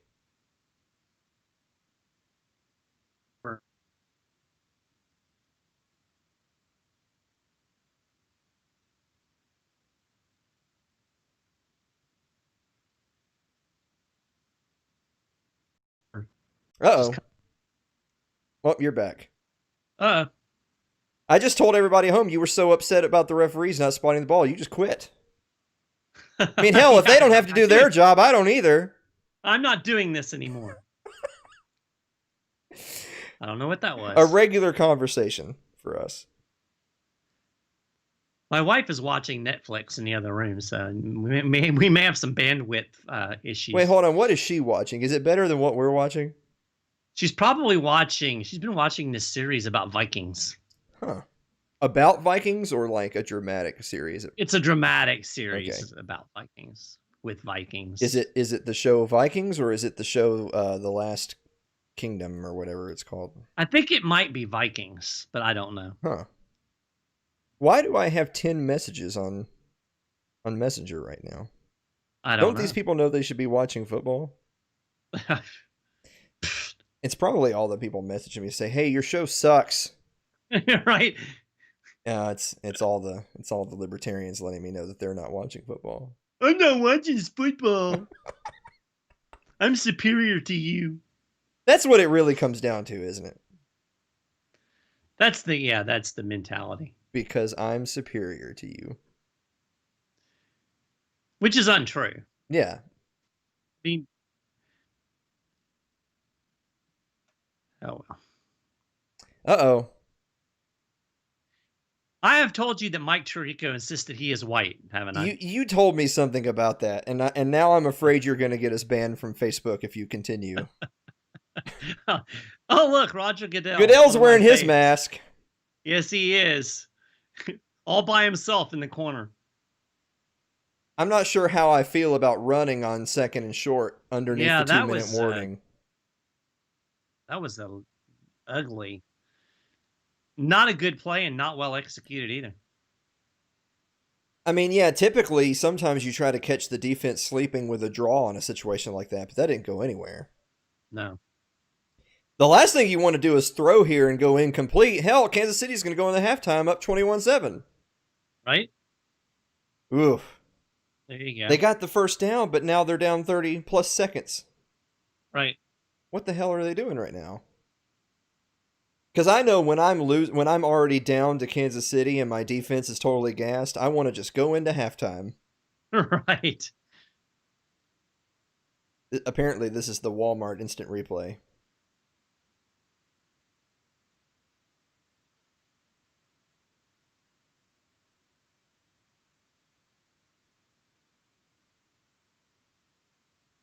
J.J. Watt made one play, ergo, he's a superstar.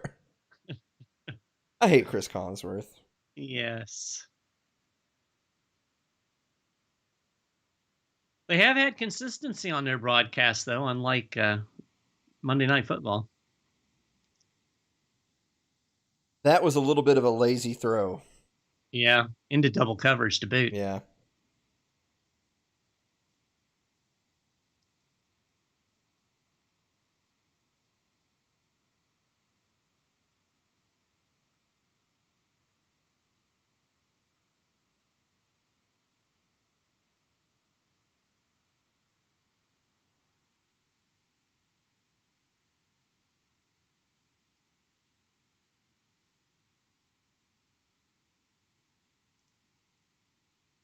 I don't know, Chris.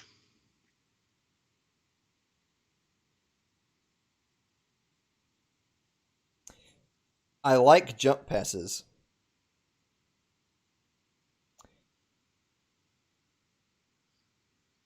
Johnson's really been the only thing that's worked for the Texans Yeah. in this half. He really has. I mean, the only reason he's not just lining up at wide receiver is because Watson desperately needs that guy in the backfield. Right. The Chiefs are getting, I mean, granted, Watson had plenty of time right there, but the Chiefs are at least getting some push. The Texans got no push. Speaking of some push. Right there. Yeah. Yeah. And it was the same guy as other, Chris Jones.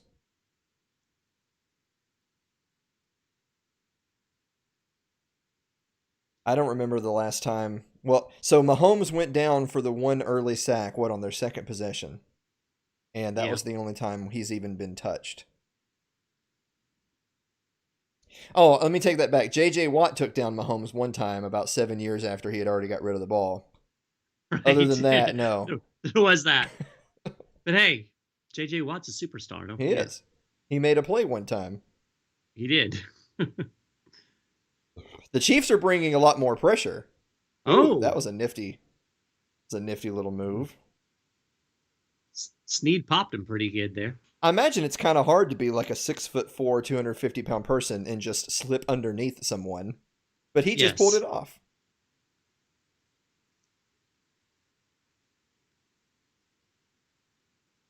Yeah, that was not a good throw. No, that had a chance, but I think he felt the totally unblocked pressure on his blind side and decided to get rid of it. I can line up on the edge and just not even touch the rusher. That could get me hurt, Maharrey. Yeah, it could. So just don't. That right there is amazing. That's pretty amazing right there, yeah. That's some athleticism.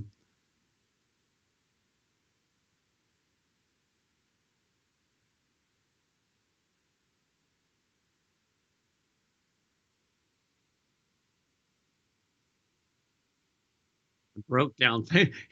Wow. He says good protection is to defend, grabs him in the back.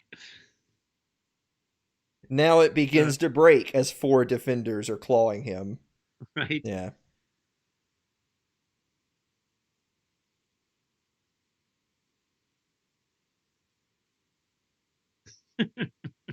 Every time I see Reed with that, it just makes me want to laugh. He's going to need the little iPad to watch a replay of the game. He has no idea what's going on right now.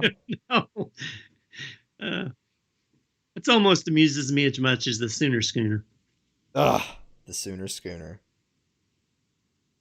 Won't be seeing that this year. No.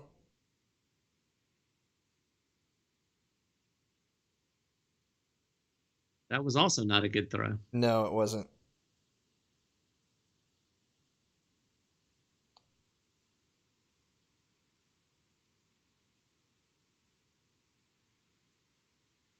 So I think right there, they would have been they still had 2 timeouts. I think they would have been a lot better served trying to get something short over the middle. And if it doesn't convert, they could go for it on 4th down, knowing that it would be under 20 seconds left in the half in Kansas City territory.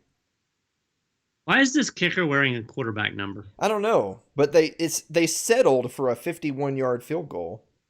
Yes, they did. And now that was nowhere near. He absolutely yanked it because of the guys in his face, if you saw that. Yes. I mean, I guess he could have just kicked that guy in the face. Get it? So if you're Kansas City, do you go for a score here? Oh, You got 25 absolutely. seconds. Off the heels of the missed field goal, you absolutely are going to at least take a shot. Kansas City has all 3 timeouts. You got to take a couple shots. I mean, because you know that even if you took 3 shots and they all failed, there's going to be no time left. So you might as well take some shots. They got 3 timeouts. Yeah.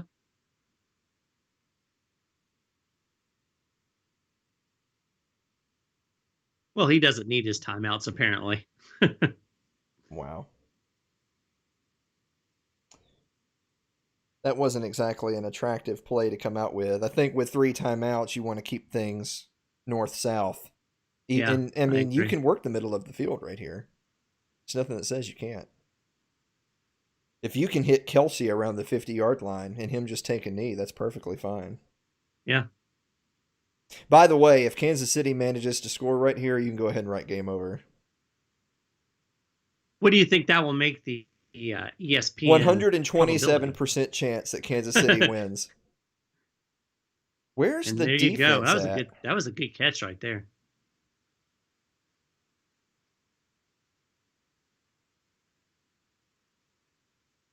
So the Texans, because it kind of looked like they went into to man right there, but they're probably in something like a cover 2, just considering the position of the field and the time that's left on the clock.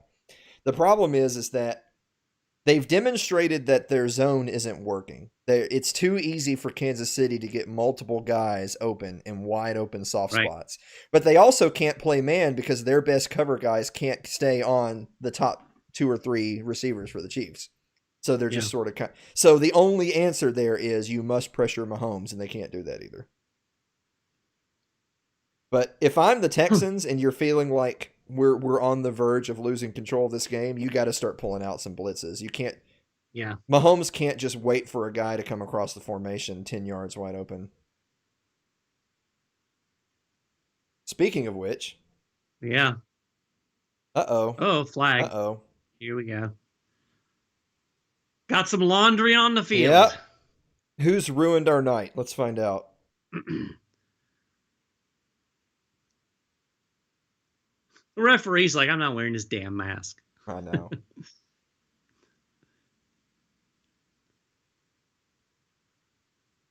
Oh. So that's interesting that they got the defender on the horse collar, but they did not call an offensive face mask. Because man, Kelsey gave him a pretty good punch right there, and he's got some fingers in the mask. Yes, he does. Which he still does. He had him in there when he was going down. So the only reason I bring that up, like, don't get me wrong, I'm perfectly fine with letting that go because stiff arms to the face have been the norm in football forever. Right. But you actually cannot get fingers in the face mask. That's a face mask on the offense. So that's not a face mask, but it is a horse collar tackle. I think you either have to let both of those go or they both get called. Yeah.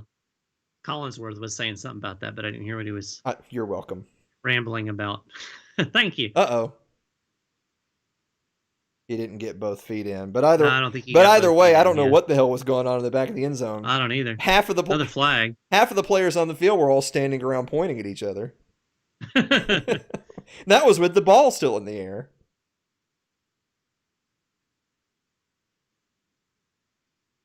The Texans are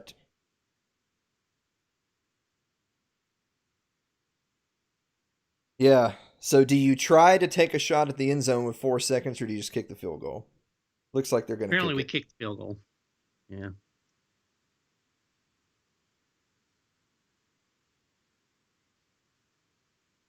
Oh, that's actually true. I thought that they had changed that rule. So that's a situation where if you burn the clock, then it benefits you to just purposely commit the penalty. Right. That's the smartest thing the Texans have done all night. Yeah.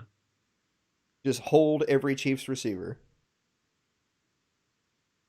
But it has to be illegal contact. If it's pass interference, the ball would be at the 1, and they might go for it. By the way, that holder has immaculate hair. Yes, he does. Snuck it in. Yep. So 17-7. What does ESPN say is 17-7? That's 90.9%. 90.9. 90. Well, no, excuse me. It ticked up to 92% at halftime. Yeah, it just went to 92. I mean, I'm not sitting here telling you that it's not highly likely the Chiefs win, but 92% seems awfully high.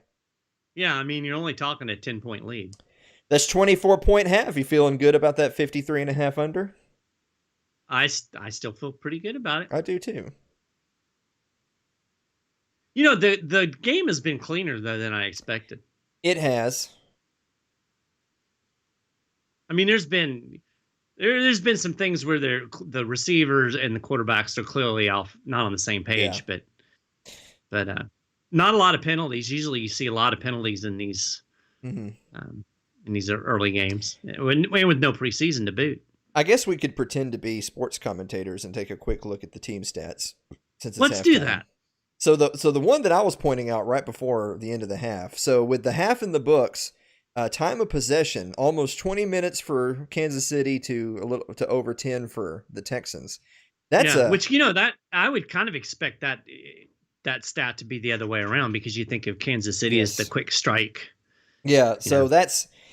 If you're the Texans, you have to. I mean, you're not feeling good about this game at all, but you have to be happy that it's only 17-7, because in your mind, you're thinking we can have a 2-1 time of possession and still lose this game. If you're down 2-1 in time possession, you're thinking, man, if we get an extra 10 minutes in the second half, maybe we can close the gap. Right. So we'll see how that goes. No turnovers. So as you said, pretty clean game. Few penalties, no turnovers. So at the half, it's zero penalties for 0 yards, Kansas City, 4 penalties for 30 yards for Texans. So there were a couple of notably bad penalties, but I wouldn't say it necessarily heavily affected the outcome of the half. Right. Same thing so the Texans started off so strong with David Johnson running the ball, 6 carries, 42 yards and a touchdown, which is a pretty decent stat line, but almost all that was in the first quarter. In the second quarter, they had basically nada. And the Chiefs have actually outrushed the Texans 85-57, as well as obviously outpassed them. I would not have thought that watching the game if you just asked.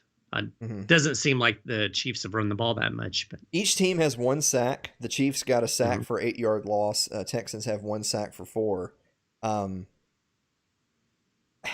So they're equal on sacks, but I think it's fair to say that Watson has been under a lot more consistent pressure. Mahomes has been rarely pressured outside of the 1 sack.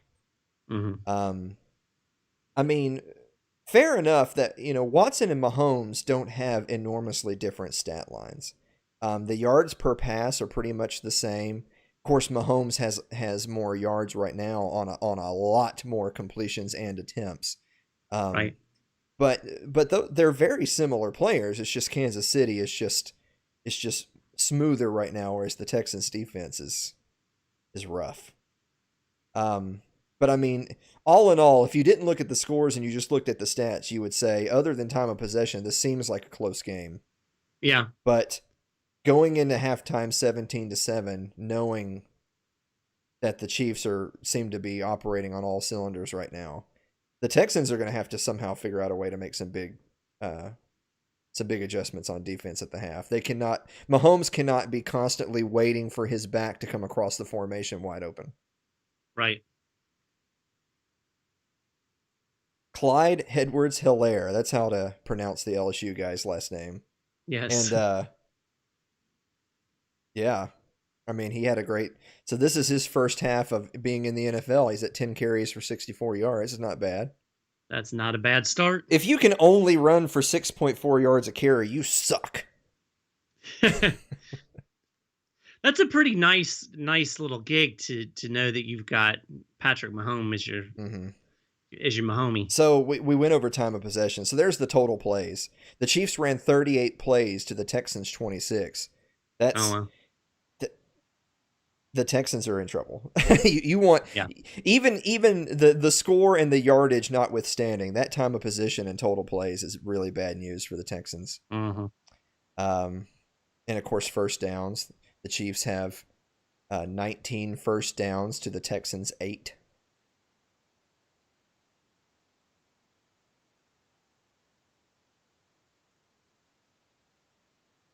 So we shall see. Indeed. So how do you feel? First, a half of football. A half of football. I'm looking forward to the full weekend. I Yes. think while the Texans are a little slow right now, overall it's been a surprisingly clean game. I hope every game is like that this weekend. As far as the teams that we're watching, so AFC South versus AFC West. Obviously, this is a tough opening game for the Texans because you're having to open it on the road against the defending Super Bowl champions. Right. The Chiefs, assuming the game finishes as is, the Chiefs would go to 1-0 in a division against the Los Angeles Chargers, Las Vegas Raiders, and Denver Broncos. By the way, if you look at the AFC West standings, it says Denver, Kansas City, Las Vegas, Los Angeles, and you're like, who the hell are they? I don't even know who half that division is. I don't think anyone realistically thinks that any of those teams are going to pressure Kansas City in the West. No. And so with what little we've seen so far this year, I don't have much reason to expect any of those teams are going to be as serious. Now, as for the AFC South, however, a lot of hype to see how far Phillip Rivers can kind of rise from the ashes at this late stage of his career with Indianapolis. I think everyone expects Jacksonville to be a bottom 3 team. Yeah, Jacksonville's a dumpster fire. Jacksonville's probably a bottom 3 team. Houston, the Texans should be a decent team, but they're going to be starting 0-1, and that leaves you the Colts and the Titans. Yeah.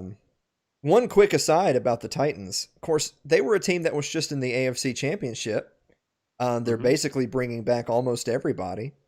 I think there's going to be a lot of expectations for the Titans to continue that success because we have so much recent film of them beating some of the best teams in the NFL. Right. With that said, I kind of expect the Titans to take a step backwards this year. Do you? I saw a really interesting season preview for the Titans that was specifically saying expectations are going to be high that the Titans will build off of the end of last season. But the Titans are also a team that lost to the Broncos. They lost to the Panthers, and there was one other terrible team that they lost to in the first half of 2019. And so it's, what Titans team is going to grace us with their presence this year? Is it going to be the team that couldn't beat the Panthers, or is it going to be the team that destroyed the Ravens? Right. I don't think that they're going to be a bad team, but I don't see the Titans going back to the AFC Championship game. If I'm a defensive coordinator, I'm stopping Derrick Henry and I'm making Tannehill beat me, and I'm not a big Tannehill fan. Yeah, exactly. So, I don't know how much time we have left in halftime. Probably only a few minutes. I'm probably going to go run and grab a drink. So now you're... Well, you know what? I think I might pop some popcorn. I think now's the time to do it. Do you have your sign? I don't. I can make one though. Here, I got to post. There you go. You make the sign so we can both take a break. Let's see. Let's just say, be right back. And I'm just going to put it here on the mic. Won't stick. What the? Maybe I could put it in the chair. Let's see if that works. Wait a minute.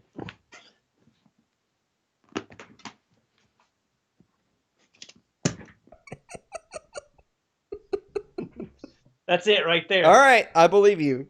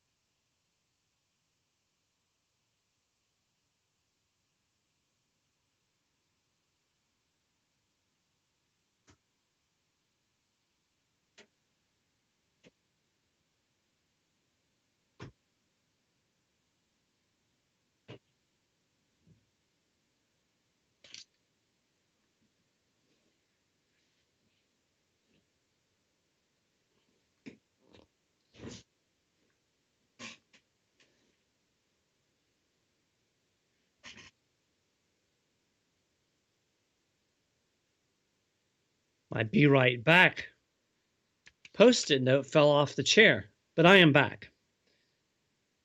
I don't know where Alan is, but I have popcorn. And I have a drink.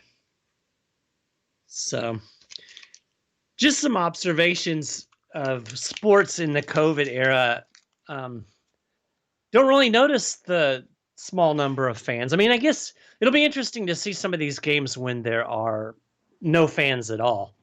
I mean, at least you have some fans in here, and it's but I'm not really noticing that. It's not nearly as obvious as it is like with the hockey. You definitely sense that there are no fans.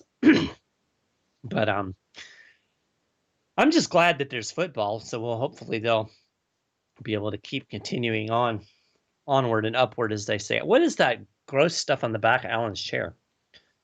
He needs a new chair.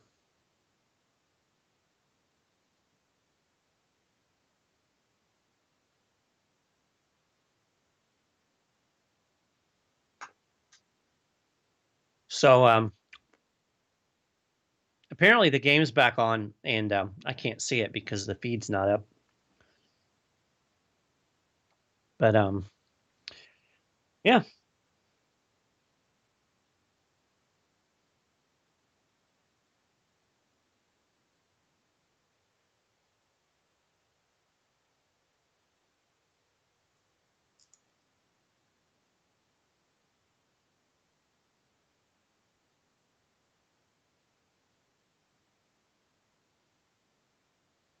So this is like listening to the game on the radio.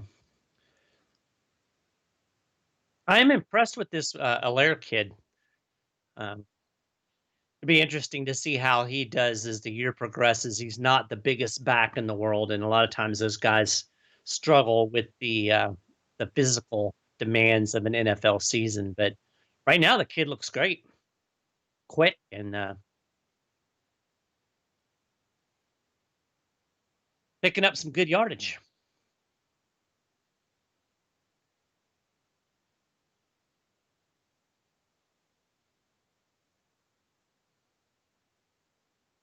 So sounds like the Kansas City's driving the ball again.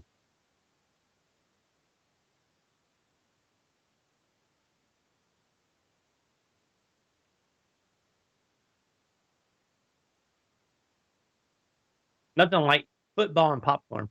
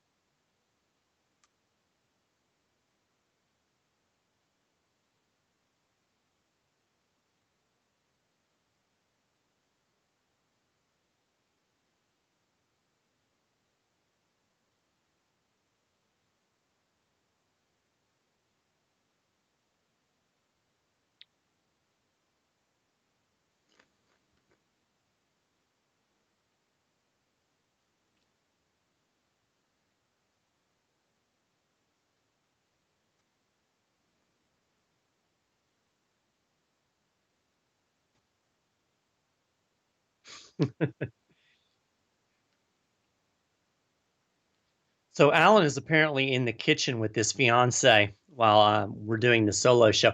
I would be able to do a lot better. Like I would have some commentary if I could actually see the feed, but we didn't think to do that. So you guys will just have to watch, and I'm listening. I hear the show for the game, but it's weird because football commentary is not really meant to be listened to without the visuals. Like you can listen to the radio announcers, they paint you a visual picture.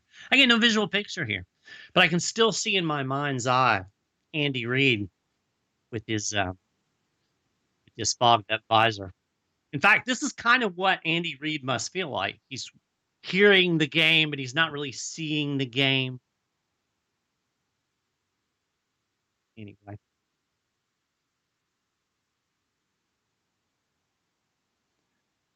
Alan must be about back because he's clicking things.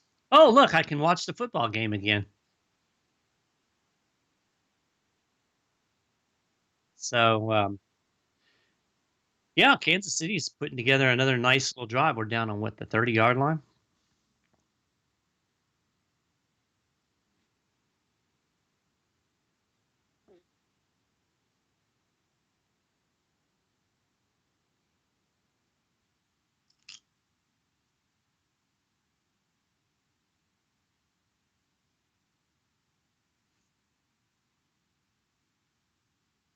Second and 3. This is a good opportunity to take a little shot. Or you just hand the ball off. Oh, he's gone. He's gone.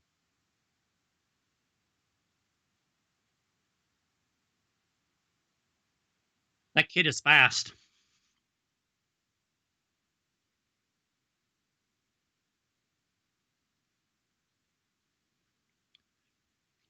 Well, I said take a shot. That's not really what I had in mind, but it's the same net effect.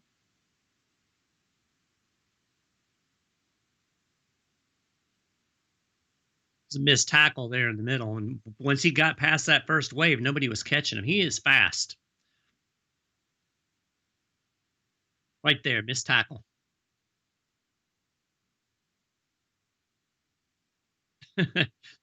Here's Andy. He went, what? Can't see. What's going on?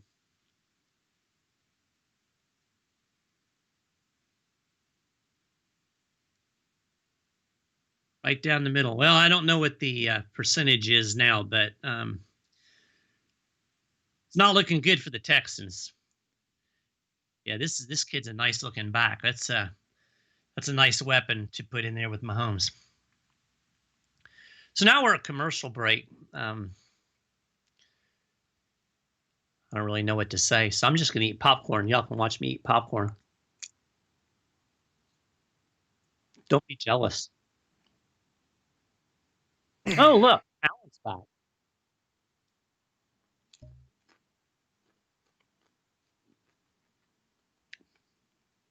I appreciate you reestablishing the feed for me.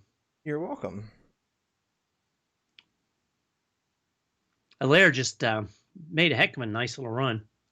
In hindsight, I should do stuff at the beginning of halftime instead of the end of halftime. Accurate. Yeah. Did you get a snack? Actually, I was throwing away the rest of my sandwich. Not really feeling it. That's a shame. Yeah, I know. On a we're to it. 97.1%. Yeah. On an unrelated note, so remember our takeaway at halftime being that the Texans were going to have to make some adjustments on defense? Yes. They didn't. No. they That's not quite what you had in mind. Yeah. So it was 2nd and 3 on that last run. I said that this would be a good opportunity for the Chiefs to take a shot. They didn't, but it was the same net effect. Yeah. 27-yard touchdown over left guard. Yeah. 12 carry. Kid already has over 100 yards. 12 carries for 102 yards and a touchdown. Who needs Mahomes?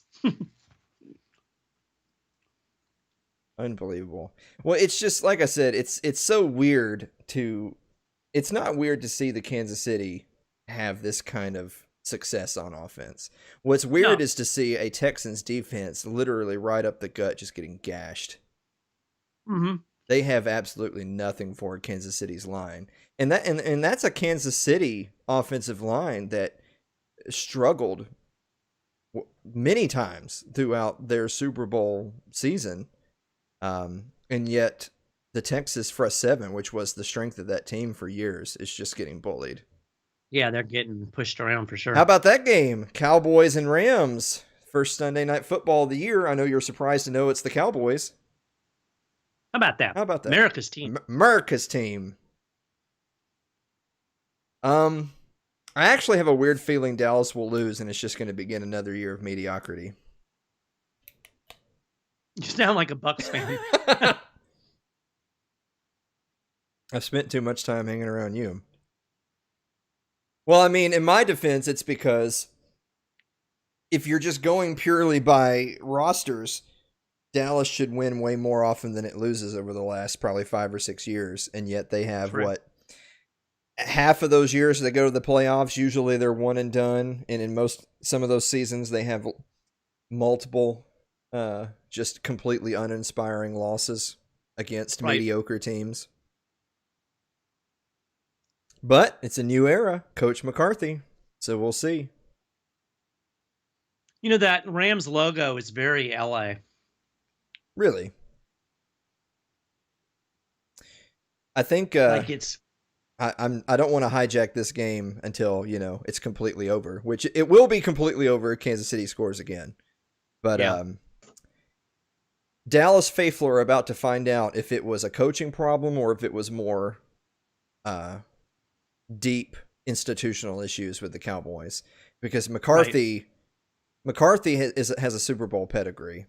Now, I know Green Bay wasn't happy with him towards the end of his tenure, but they were winning way more often than they were losing. And I'm not necessarily sold that the issue wasn't having a diva under center who's starting to rack up some mileage, along with other issues in general management, that not having enough playmakers around Rodgers. But at the end of the day, McCarthy's a winner, and he has a Super Bowl ring. And Jason Garrett, he got pinned for the blame, right? I mean, now you could argue he should have got pinned for the blame years ago because he was never more than a mediocre head coach. But the fact of the matter is that team is loaded. And now they've got a new regime. If they come out and have another 8-8 season, then obviously they need to blow up and start over from the front office on down, because I mean, just how many years in a row can you be a 500-ish team? With that talent. Yeah, with that talent. Yeah. Could you see Ezekiel Elliott and Dez Bryant and players like that playing on this team with the Texans and struggling to be 8-8 with a Deshaun Watson at quarterback? And just hard to imagine that be a struggling franchise. It didn't take the announcers long to start bemoaning the loss of DeAndre Hopkins. You don't say.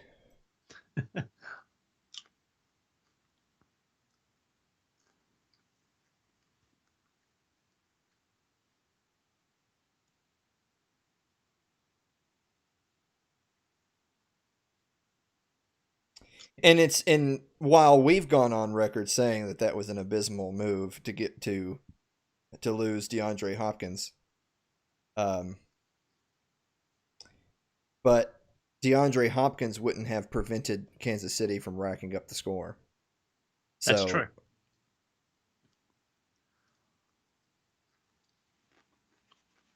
And actually, Houston's moving the ball right now. They are. They're moving the ball, but this is just where you don't want to be against Kansas City, right? Like, I mean, this is the same Texans team that had like a 21-0 lead on Kansas City at the end of last season, and then gave up, some ridiculous 30-some-odd unanswered points. Everyone knows that Kansas City can score, but you can't let the game get away from you, and the Texans have already let the game get away from them. At this point, you're thinking, if you run 8 minutes off the clock and score a touchdown, that's a win, but it's too late. Now you're going into the fourth down multiple scores. It's too late. They really needed an 8-minute touchdown drive in the second quarter to keep this game respectable, and it didn't happen. Nope. And of course, there was that possession late in the first half where they were in scoring position, kind of took their foot off the gas, screwed around to a fourth down, and then missed field goal. To say it was simply missed is being generous. Look at that guy's mask. What the hell? Maybe surprised to learn this, but I bet a lot of those guys don't care for the masks. I'm shocked at that. Look, it's Andy Vision. Yeah, exactly. We get to see the world through Andy's eyes. That's a lot of barbecue. Oh, yes, it is.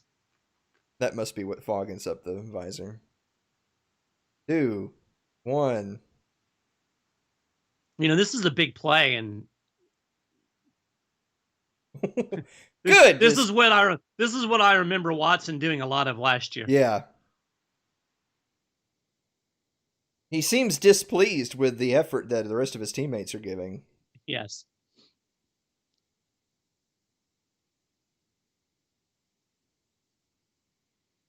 The saddest thing about that play is that you would think, as long as he kept this play alive, someone would come back to the ball and Right? give them this. Look, so that guy, and that's exactly what Hopkins was pointing at, is someone's got to go downfield and give me a target. Right. Yeah, that was an abysmal end to a promising drive. That's their second punt inside the 10, though. So, yay, punting. Well, it is football, so. Yeah. I think we can confidently say here that if Kansas City scores on this drive, that the game's over. The game's over anyway, but it's really over if Kansas City scores on this drive. I concur. I mean, the Texans had one really good-looking touchdown drive that was actually the first score of the game. Speaking of that, if the game continues as currently is, I know who the LP team of the week is going to be. Well, we talked about the Islanders being the LP team of the week. Well, they're going to be the LP team of the week this week. Well, you know what? We're in commercial. Hold on. Here you go. Are you ready? I'm ready.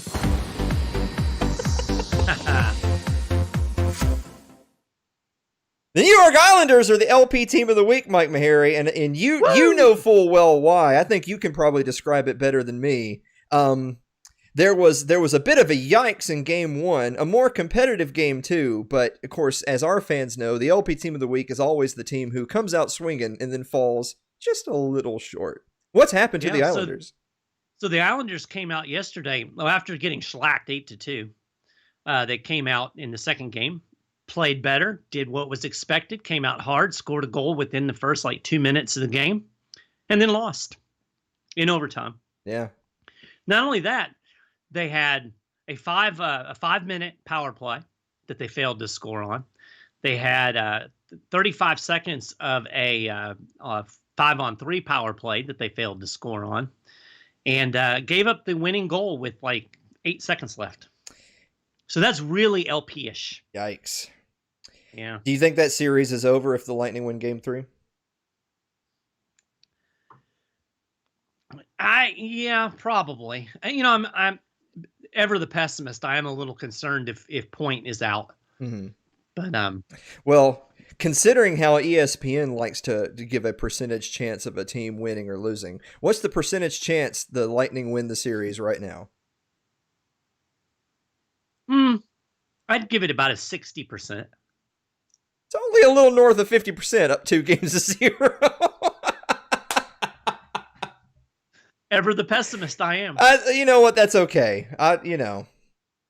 They wouldn't be the first team to lose a series having gone up 2-0. No. The Chiefs wouldn't be the first team to lose a game with a halftime lead, but the Texans have already lost this game, and I'll tell you exactly why. Other than some of the obvious, is that it's what I like to call the immutable law of the half. Anything bad that happens in one half can happen the other way in the second half. Right. The difference is that the Chiefs have already scored to start the second half. If the Texans had scored to start the second half, then this would be a ball game. But you can no longer say, the Texans do not have time left on the clock to undo what the Chiefs have done in the time they did it in. That was a nice throw rolling out. Yeah, that was a nice throw.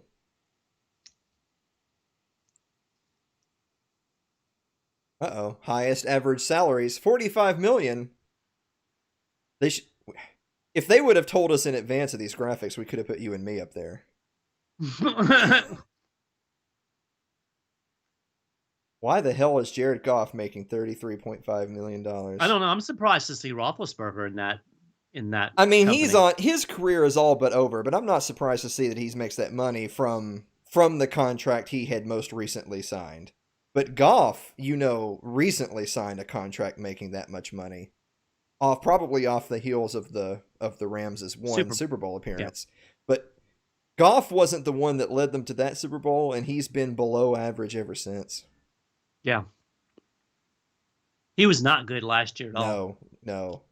The Rams are kind of it's ironic that the Rams and the Cowboys play to start the season on Sunday Night Football because they're both in a similar. Look, Marilyn Monroe and Captain Kirk are at the game. The Queen was there. Queen Elizabeth. Did she stand for the national anthem? She better. That was a little yikes. Yeah, that's really the first really bad play I've seen Mahomes make tonight. Yeah. He looked confused. He'd be sharper if he had more experience running for his life like Watson. Right. Are we doing some sort of word diagram now to describe Patrick? What the hell is this? Courageous. Have I ever given my rant to you before about how I always hate sports headlines saying things like heroic comeback, heroic play by so-and-so? Yes, it's a game, for God's sakes. Right. No one's heroic in this game right now. They may be heroic somewhere in their lives. I promise you they aren't on this football field. That was a heroic bad double coverage. It was a heroic effort on their part to try to guard him. That's how you should do your hair, by the way, right there. I think you would look good in dreads. If I had hair, I would consider it. I've told my wife that I would have dreads if I had hair, and she said that, oh, who would you be married to? So I'm guessing that wouldn't go over very well. In sickness and in health, but not dreadlocks. No. I'm going to do dreads before I cut my hair. There are limits to her love, apparently.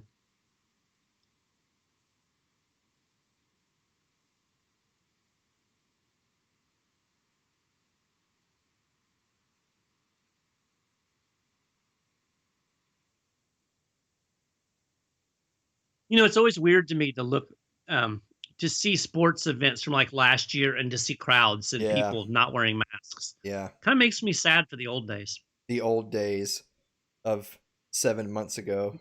Yeah, March. Yeah. Why are you depressing me in the second half of this game? I'm sorry. I don't know.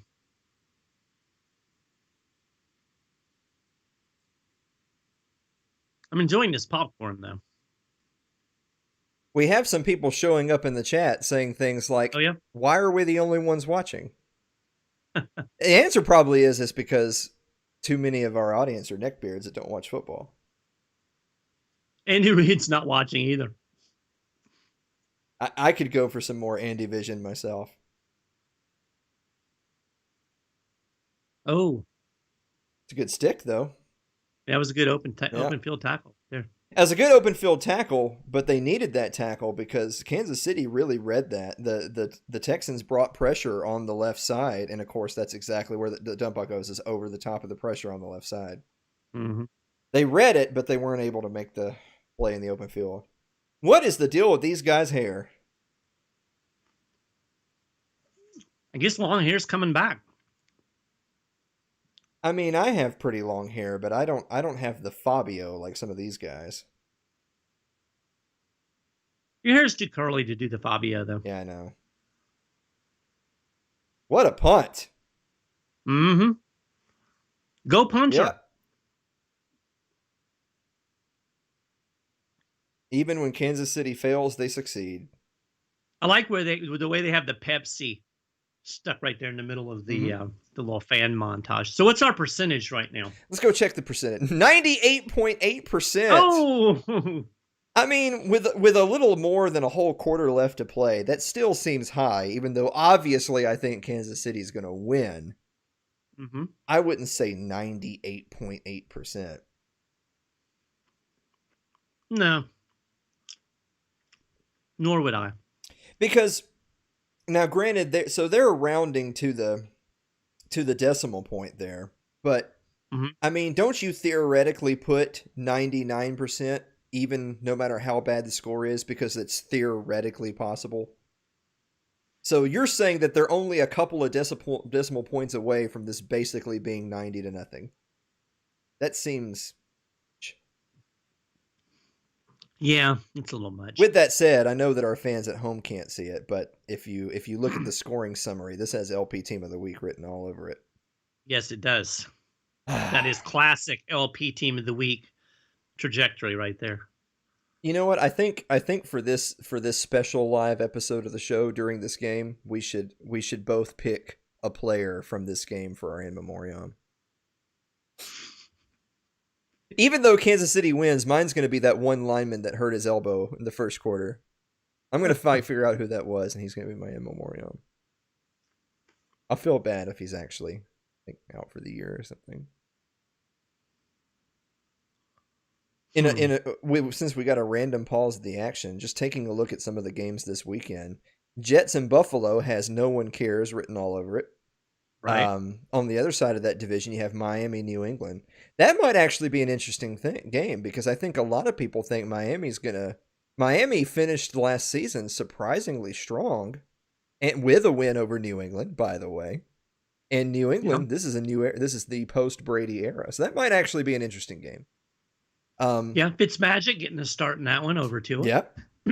Then you have the Browns at the Ravens. Yikes.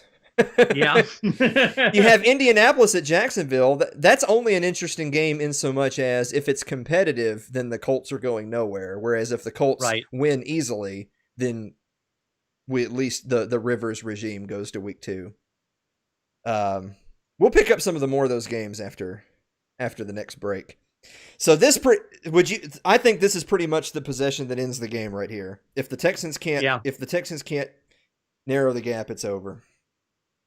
Which sucks because they're at their own 5. That, as we say, is less than ideal. Less than ideal. It's a strong run to start the possession, but of course they're going to under a minute to play in the third. Seems like it's been a quick game. Kalen Saunders is my current front runner. Yeah. Yeah.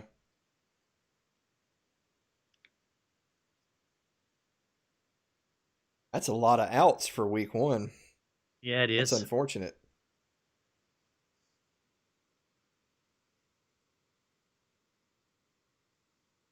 I wonder if there's anyone that... You do.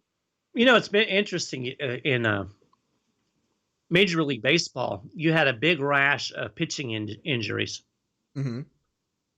Which, the speculation is it's, that they had spring training and then they sat out for a long time and then they tried to rev them up again. So just the lack of consistency, the lack of conditioning, the lack of a normal buildup. You have to wonder how many, if you're going to see a lot of injuries in the NFL early on because of the lack of a normal, I almost said spring training, a normal preseason.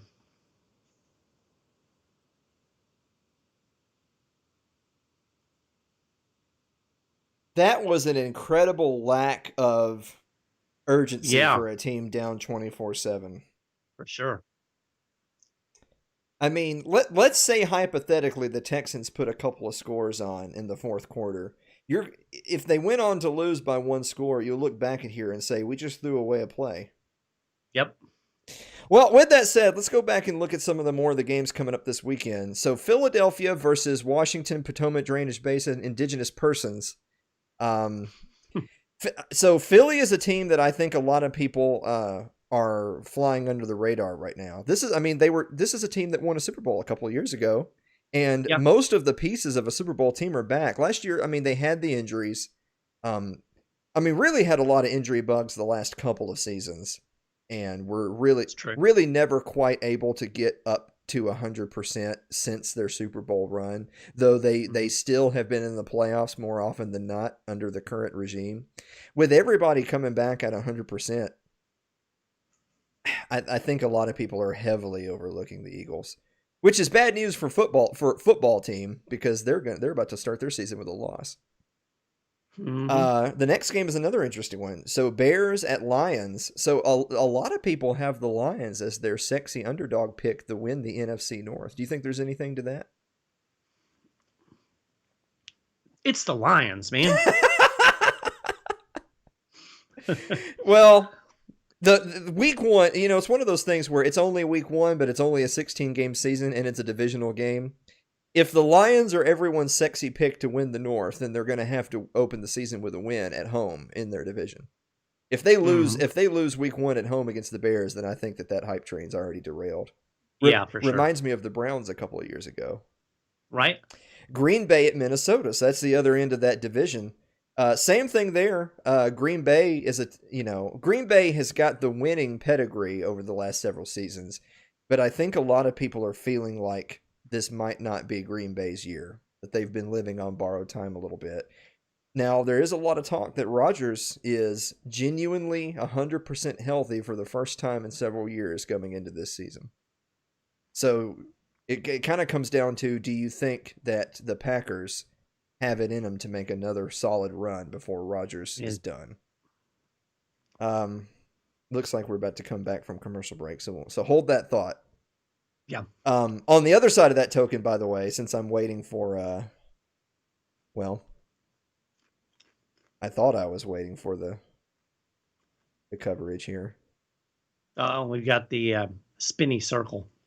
Got spinny circle. There we go. All right.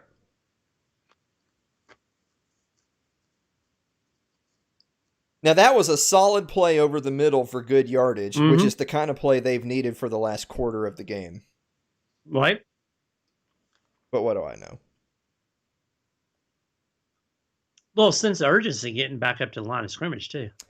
Yeah, exactly. I mean, it's almost like they just figured out, there's only a quarter left. Yeah, exactly. Well, even that, I mean, we're already a half a minute into the fourth. Right. Running a play. He got hit on that throw. Yes, he did. Yep. That was a pick. Is that our first crab of 2020? I believe it is. It is. He got hit on the throw, and exactly no Texans went to go fight for that ball. Nope. That looked like a punt return. For those who don't know, a crab is in reference to our good friend Jameis Winston. Yeah, no one has more crabs than Jameis Winston. Literally, not figuratively. No. That game's over, Maharrey. I'm afraid so. Well, it's a shame. That's one of those plays where I feel like Sports Talk tomorrow is going to be talking about the horrible play Watson made, but this wasn't Watson's fault. Which is pretty much the story of his career so far. They'll look at a stat line of 12 of 20 for 139 yards and a pick and say Watson had a bad game, but he didn't get a lot of help. No. So anyway, Seattle at Atlanta. Is there any reason to believe that there's any chance that the Falcons go back to the Falcons that went to the Super Bowl a few years ago at all? I'm thinking no. No, I don't think so. Whereas I think as long as you have Russell Wilson, the Seahawks are going to be a contender. I think you're right. I don't know who LV is. I guess it's the Las Vegas Raiders at Carolina Panthers. The Chuckies. That's an interesting week one game because, of course, the Panthers are in sort of a new era for the Carolina Panthers. It's a new era for the Raiders in so much that they're a Las Vegas franchise now. So I'm not going to spoil what I think I just saw on ESPN. I think I just saw that as well. What the heck is going on, Maharrey? Are crabs infectious?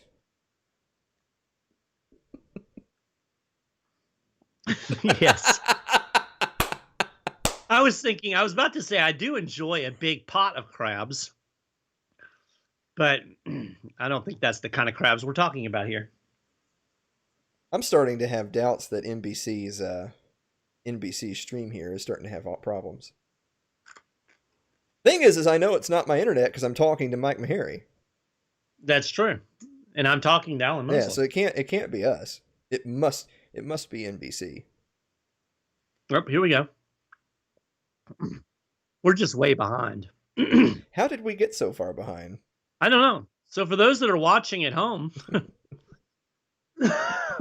if you were still confused as to what a crab is, you're about to find out. Mm-hmm.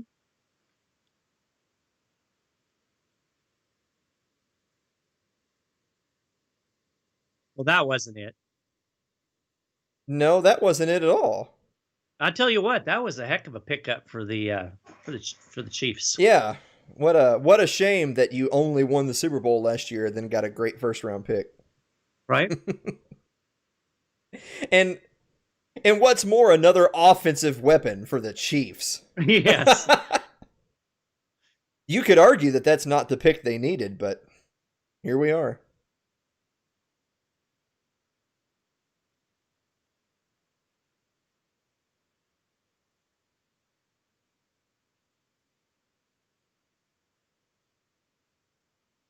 I'm confused. I am too. Maybe ESPN's little thing is Yeah, somebody's not on the right page here. I wonder if it's still at 98.8%. Hey, there's JJ Watt. it is. At least he's made it through the whole game without an injury. Yeah, he's not in memoriam yet. That's sad. Oh, he got stuffed. He did. That's about the best play I've seen the Texans off defensive line make. I was about to say, how about the Texans playing defense in a game that they've already lost? Andy Reid cannot see anything at this point. Look at that. He's gonna have to have. I don't know why that. Gonna have to have a staffer that wipes it down. I don't know why that amuses me so much. It's only that amusing because it's Andy Reid. Yeah.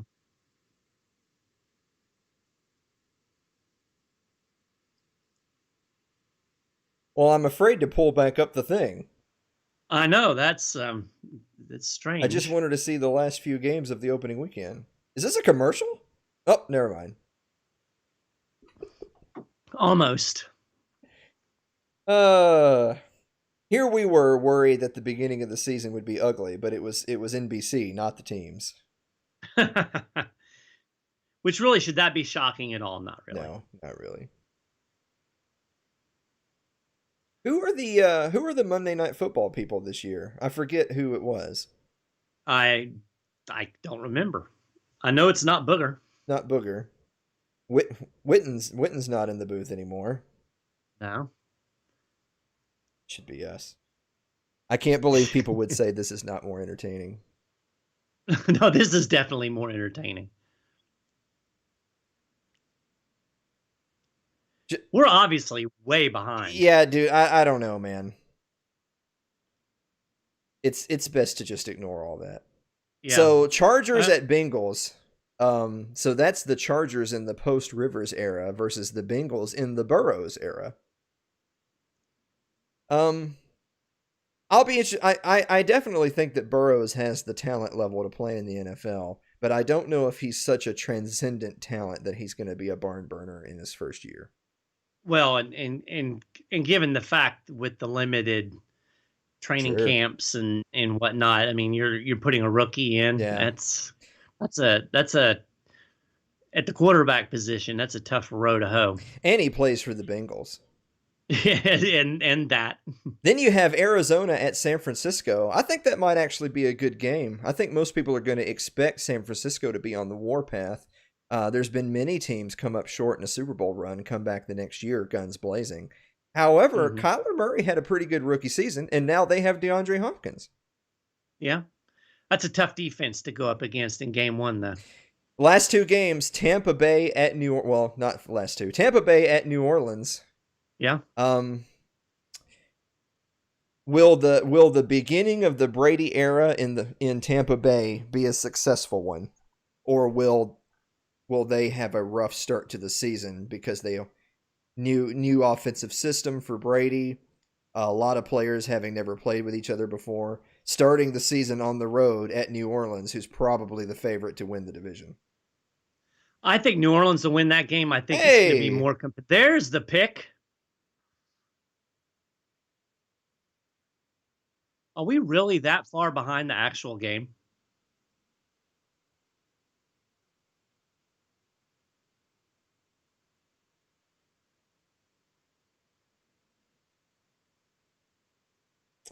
I want to see this.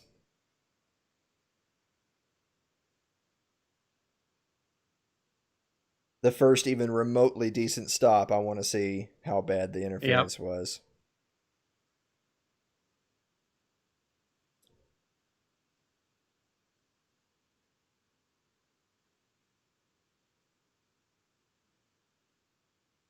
Yeah, He has his hands on him. The sad thing is he didn't need to. No. I mean, that play's over. Yep.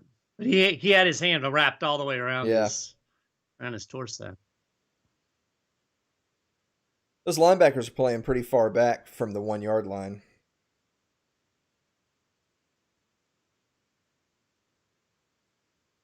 A little play by J.J. Watt. Yeah.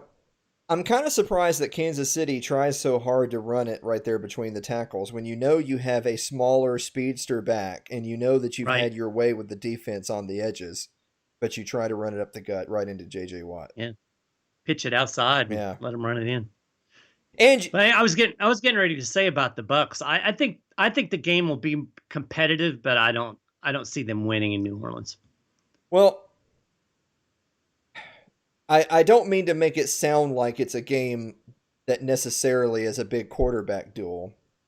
But with that said, both of the I mean, what is it? The combined ages are like 84 years old. 84. I mean, that's a ridiculous number to think about, but that we're not exaggerating. These are some old dudes playing quarterback. It makes you which of those two guys has, if I told you right now one of them won the Super Bowl this year, do you think 44-year-old Brady or 41-year-old Breeze wins the Super Bowl? Well, just given what's around them and the all of the dynamics, I would say Breeze. Yeah. Wow. There it is. Touchdown. Yeah, I mean, now here's a factor. The word on the street is Mike Evans might be hurt. I saw that. They're saying he is hurt. Yeah. That's bad news. Mike. Well, we're 99.9 now. I mean, Mike Evans was a great receiver, even when he had R-words throwing him the ball. Yeah. Much less Tom Brady. So, Dallas and LA Rams, that's the Sunday night football game. So that's at LA. Not that matters, because God knows none of the LA there are no LA faithful. Of course, California's burning down. That's such an important game because that's two teams that consider themselves to have talented enough rosters to go to the Super Bowl, but only one can win. It's in LA. I think it would be a worse loss for Dallas coming in with it's the McCarthy era. If they go out there and have an uninspired 21-17 loss with a rookie head coach, that's you're setting a horrible trend for the Cowboys season. But in a lot of ways, I mean, the other side of that coin though is that the Rams, I mean, Goff has been a below average quarterback since he got the big extension. If they can't move the ball on an admittedly mediocre Cowboys defense, then one of those teams really has to come out dominating that game, or all the sports media is going to say neither of those teams are a contender. Yeah. Pittsburgh at New York Giants. Roethlisberger's back, playing at what we presume is 100%. 100% for Roethlisberger is like 62% for most normal people.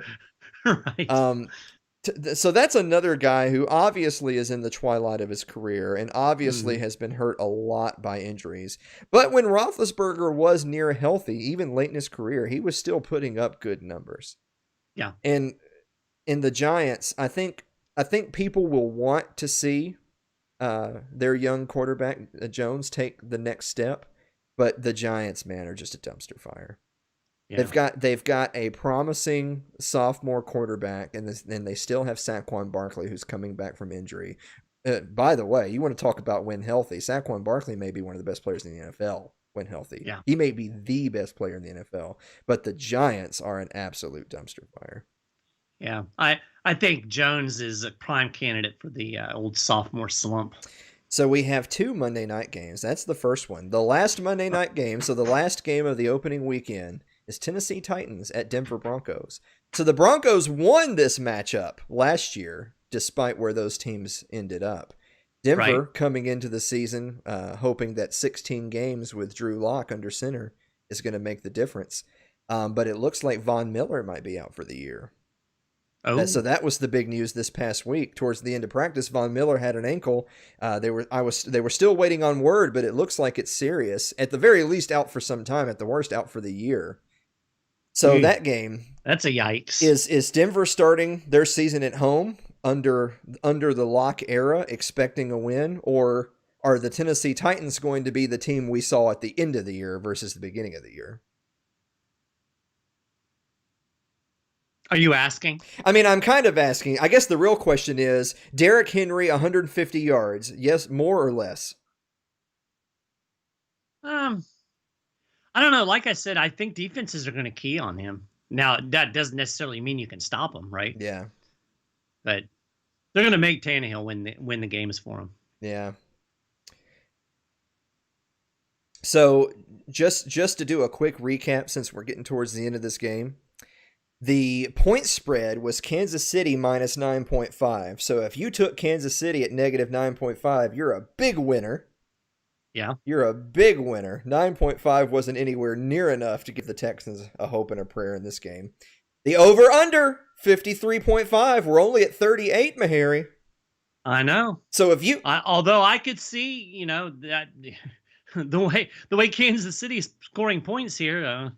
So this might sound like I'm cheating because I didn't give an official prediction. I would have picked Kansas City minus 9.5 because I think the Texans outside of Watson don't have a lot of hope. But we did go on record, both of us, picking the under. So yeah, I would have taken the Chiefs as well. I don't know that I would have taken the spread, but well, that's how the game works. Well, we don't bet money lines on this program, spread or bust. So, but the point I'm trying to make is I think we'd both be off to a pretty good start for this season. Granted, our pretty good start was pick the Super Bowl champions, but still, right? Yeah. Oh gosh, yeah. Here we go. Well, I mean, the game is so boring at this point. They're revisiting the fluff. Right. It's still fluffy. Yeah. Oh, that ouch. play pretty much is the Houston Texans in a nutshell. Yeah. Watson running for his life and then getting crushed by a big defensive lineman. And he's running for his life because there's nobody open. Yeah. Oh. I think if that dude grabs hold of me, I'm just going to fall down. I mean, he kind of did. Yeah, that's true. Here's a nice run. It is a nice run. That would have been a good run a quarter and a half ago. Right.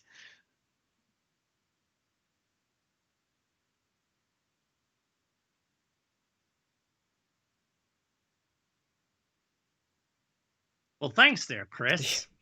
Well, I mean, they're getting shut out in the second half, right? It was 17-7 at halftime, and we were both saying the Texans needed to make adjustments and come out strong in the second half to keep the game at least respectable. Since then, it's 14-0 KC. Yeah. And I was looking at that, looking at the scoring line again when you had the ESPN up, and indeed, this is prime LP team of the week territory. Yeah, it is. Well, of course, Kansas City had the bead on the opening score, and it was correct call that it was a drop, but they missed the pass interference that would have certainly given them a first down deep in Texans territory. But the Texans answered. They went right down the field for a score following that stop. But they have shown practically no life other than a handful of individual efforts since then. Yeah. So basically 3 quarters ago was the last time the Texans really looked like all 11 guys were on the same page. You know who's done absolutely nothing is Randall Cobb. Yeah. I think he had one good catch, I think on their touchdown drive, and has done nothing since then. Yeah. You know, Mahomes still looks like he's about 12 years old. Yeah, he is. It's all that time he spent in the locker rooms in Major League Baseball. Right. Learning how to be a professional. Yeah, exactly. I don't know why I closed my tab. It's probably because I accidentally pulled up the Titans Broncos. No one cares. So look at that. So I mean, it's 14-0 KC for the second half. But you look at the tail of the quarter. 7-0 followed by 17-0, 7-0, 7-0 for KC. Yeah. I mean, it's a disaster. You look at David Johnson, who started the game so hot. I mean, 10 carries for 73 yards and a touchdown is still a strong stat line. That's a strong stat line for sure. But there was no way for them to maintain that success because you just felt like they were on their heels ever since. Right. If this were a closer game, I think he would have gotten another 10 or 15 carries. Mm-hmm. So that's unfortunate for him. Of course, obviously the one bad pick, but that wasn't Watson. I mean, he got hit when he threw. Right. Gonna take another quick look at the team stats. So there it is. Again, look at that time of possession. 31 to 20 right now in favor of KC on time of possession, and that's with the Texans currently possessing the ball. I mean, that's yikes. Yeah.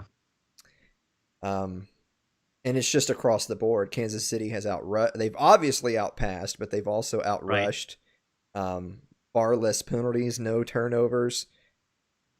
I mean, it's really just a full team effort across the board, better than the Texans. And again, that's not to say that we don't think going in that the Kansas City was a better team than the Texans across the board. Right. But 31-7 is not respectable for a professional football game. No, it's more like the first week college football game, really. Yeah, exactly. I mean,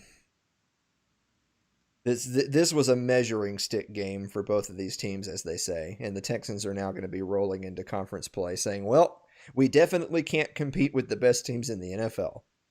Right. And the Kansas City Chiefs look every bit like a Super Bowl contender. Yeah, they do. Oh, my goodness. The Texans started the season with the Chiefs, and next week they play the Ravens. Oh. So that's a big yikes for the Houston Texans. So we'll go back and take a look at the future games. The Chiefs get this game, and then they go play the Chargers. But then they also play the Ravens. But pretty safe to say the Chiefs are starting the season 2-0. Yeah. Probably pretty safe to say the Texans are starting the season 0-2. Yeah. Oh. Wow. Oh, my goodness. You know, it's a shame that Watson is on this team. It is a shame. I mean, that was obviously a great individual effort for a 1-yard gain. But again, when a quarterback is keeping the play alive that long, where are the receivers? They always tell you when your quarterback's running for his life, you got to come back to the ball and show him your numbers. Exactly. I didn't see anyone on that side of the hash marks. I mean, I learned that, and I never made it past 6th grade youth football. I imagine Watson, I mean, he was given a little grin after the run, but he has to be frustrated because he feels like he's getting no help. Yeah. Sounds like most of my hockey games. If I played hockey, I wouldn't let someone just stand in front of you. I appreciate that. I would absolutely use my stick as a bat. So you would spend a lot of time in the penalty box. Well, that guy wouldn't be standing in front of you, now would he? No, he would not. God, I just don't. I just don't know what you want. There's been several drop passes on. Yeah. Yeah, I mean that was a relatively well-timed back shoulder play, and just couldn't make the connection. And you see the Chiefs; they're bringing the house on this poor guy. Yeah, which didn't work because Watson's a sharp. That was a good throw. The sharp QB. Fuller has been his most popular target tonight, probably because he doesn't have DeAndre Hopkins. I hate to keep on hitting that, but if you have DeAndre Hopkins and then there's a chance you could just not have him anymore, that's not what you want.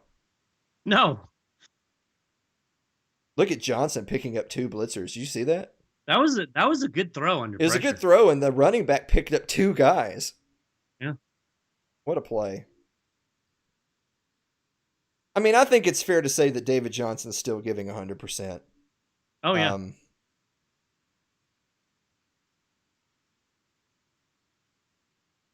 See, this is such a weird game because they're sitting there with only 7 on the board.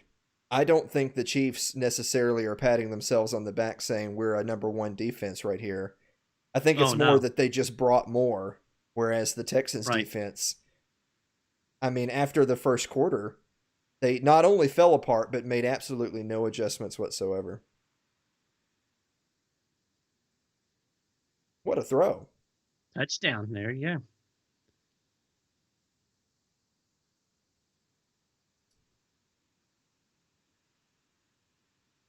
Ten plays, 75 yards in 4 minutes and 10 seconds. That would have been really good in the third quarter. Oh, there's a flag.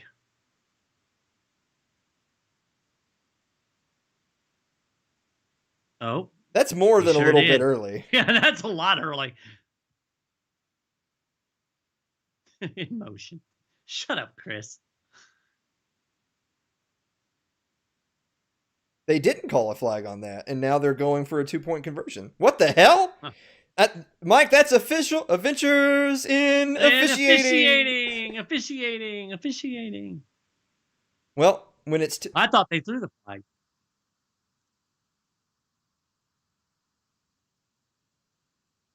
What? So we're up to 44. Oh, hey, let's go check the percent chance to win-o-meter. Oh, we're still at 99.9. We're still at 99.9. That made absolutely no effect whatsoever. They should have just taken a knee, according to ESPN. Right.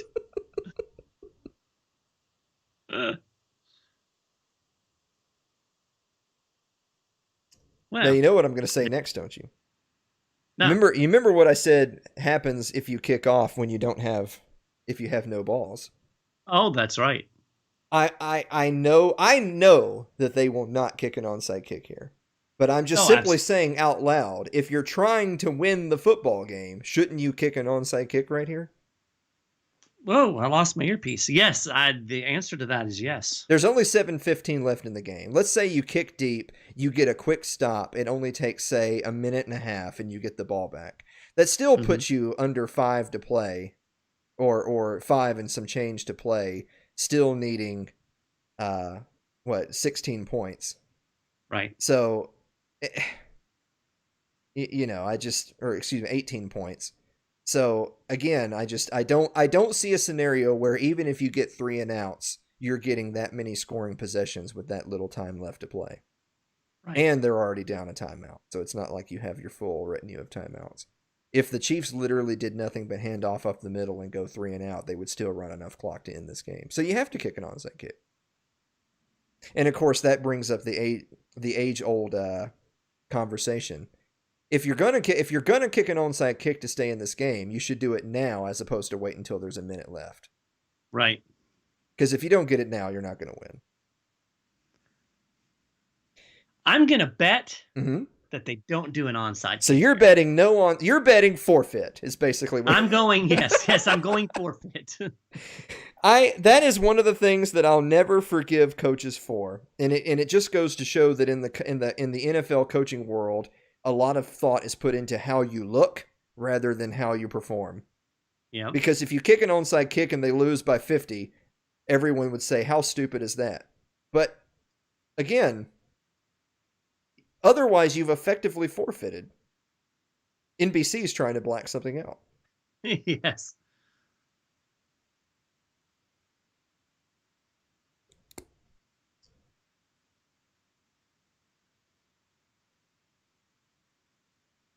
Oh, Lord.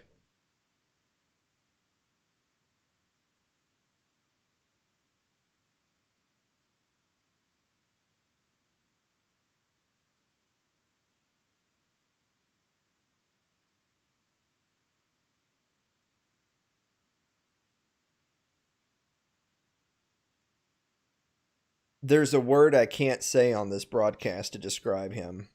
Yeah. But that's what I like that he has his little Kansas City Chiefs scrubs. I'm happy that we're good enough friends that you know what I think he is. Yes. I feel like we're still going to get banned just for the thought police are on the scene. Yeah. Where's my bundle of sticks meme at? The one that I posted a couple weeks ago. Right. I got to get that ready for SportsBall. This is cracking me up. He looks like C-3PO. And he wears glasses on top of that. Right? Poor guy.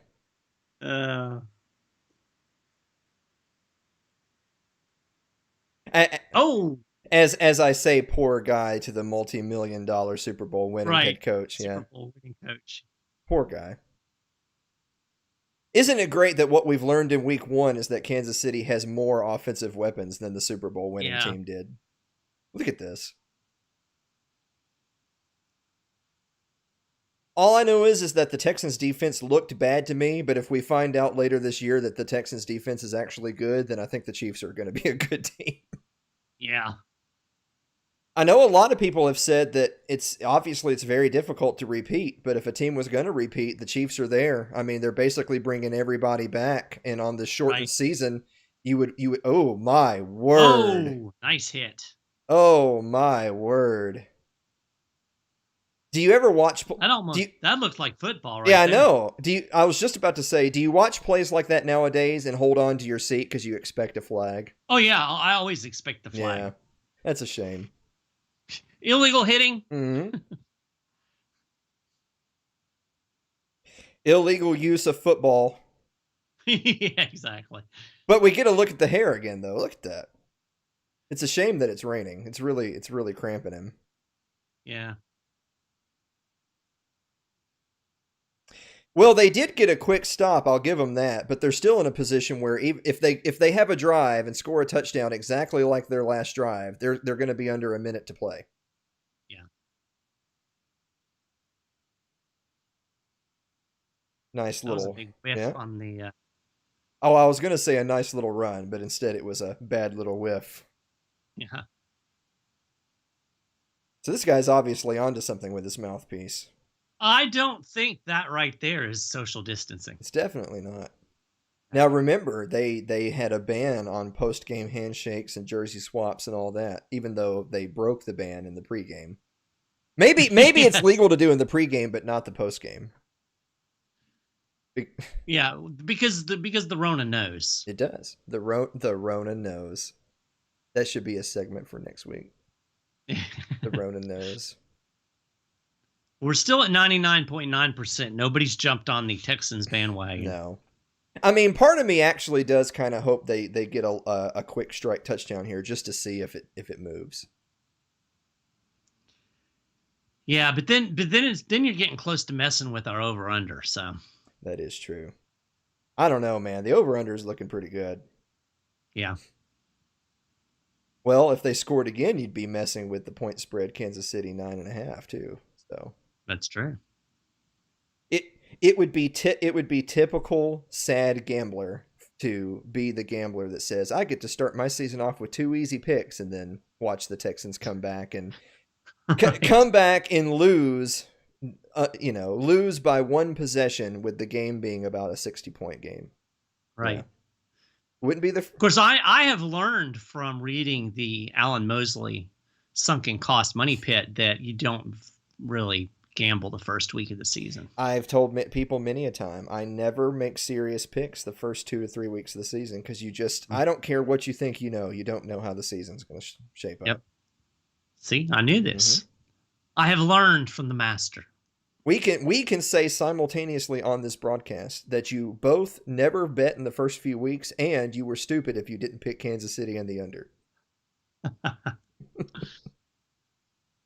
That's SportsBall right there. Oh, look. Yeah. YouTube. How about that? Why are they wearing masks in their private booth? Because they're idiots. She just pulled her mask down under her nose, probably because she can't breathe very well. That's some top-notch virtue signaling right there. Mm-hmm. I don't know how much fun it would be to be in the stands for this particular type of scenario, but I imagine it's probably at least still pretty fun when your team's winning. Yeah.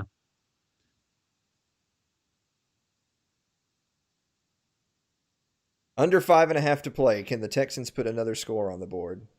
Oh. So first of all, run for your life again. He makes running for his life look good, though. I have to give him You know what I'm kind of surprised he didn't do right there? The defender had obviously pulled up. I'm surprised he didn't dart back inside. Yeah.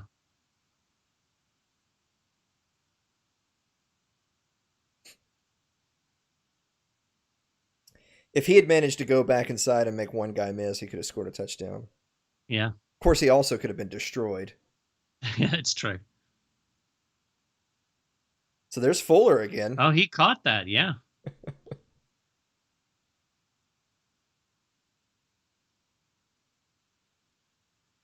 That guy's name is Will. I used to play with DeAndre Hopkins Fuller. Right. That's some interesting coverage. Coverage, yeah. I say loosely. You would air quotes. Yeah, coverage. That's the kind of coverage I would give Will Fuller. Oh, he's not getting away from that. Oh, actually, he might have if they hadn't blown the whistle.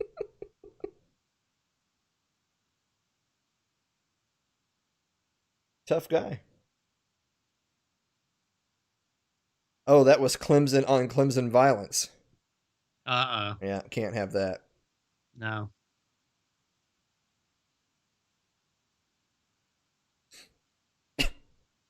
Way to go, center. I can do that. Yeah.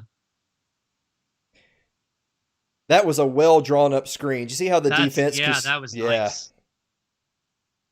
Boy, if this were 3:40 left in the third, that'd have been a hell of a play. Yep.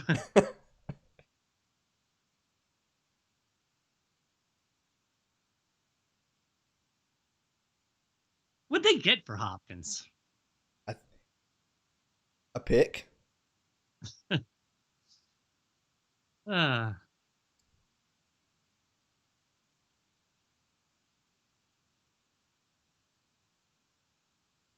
Take that guy in that folding chair. And you thought you had the best seats in the house.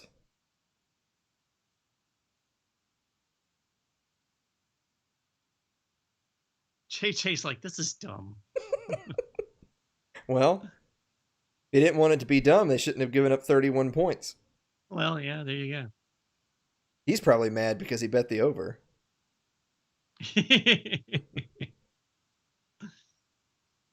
I mean, again, you look at the stat line. Obviously, Mahomes had a hell of a night, but it's not like Watson has a bad night. The game looks so much worse than it was performed by the Texans. Yeah. The four sacks. Yeah, that hurts. I think they're going to punch it in here, though. I think they are too. The game's at 44 points. It's about to go up. I'm starting to feel a little bit uncomfortable, Mike. I know. I blame you. Well, yeah, as it should be. Well, that's a touchdown right there. That's how I want to run in my touchdowns. Not run at all. Oh, they're going for one. Yeah. Well, there we are. We're talking about onside kicks, but wouldn't it have been more interesting to convert one 5 minutes ago? Yes. But what do I know? I like how this one Kansas City corner on the edge decided, I don't think I can blow through 88 and tackle Watson. And so he didn't. That was a pretty good fake handoff right there. It was. It was a good drive. I mean, you can argue that KC's playing pretty soft right now, not trying to give up the big play. However, on that Fuller catch, it looked like they could give up a big play. So what do I know? There was no safeties deep on that one. Watson looks only vaguely winded. Yeah.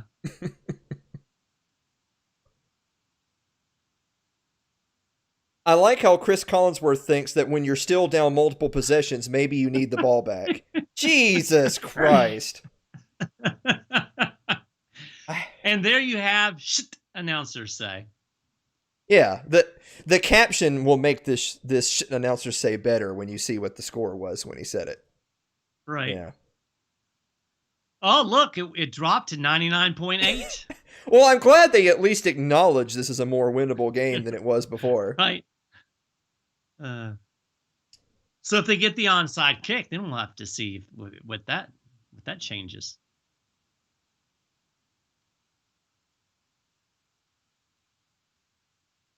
Oh, that was less than ideal. Yeah. I don't think that's how the onside kick's supposed to work.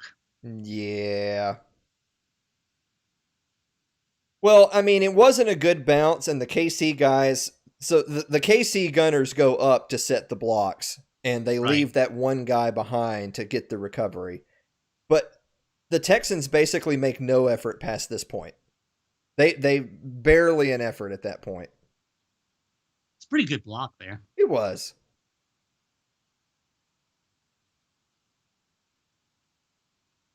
Yeah, so as much as I hate Chris, he does have a good point here. Because of the rule changes, it's so much harder. There's a lot less drama on those plays because they've made it effectively impossible to recover. Right. If they kick a field goal, you know that they go over, right? I did not realize that. That would be a shame. It's at 51. It goes to the over if they kick a field goal.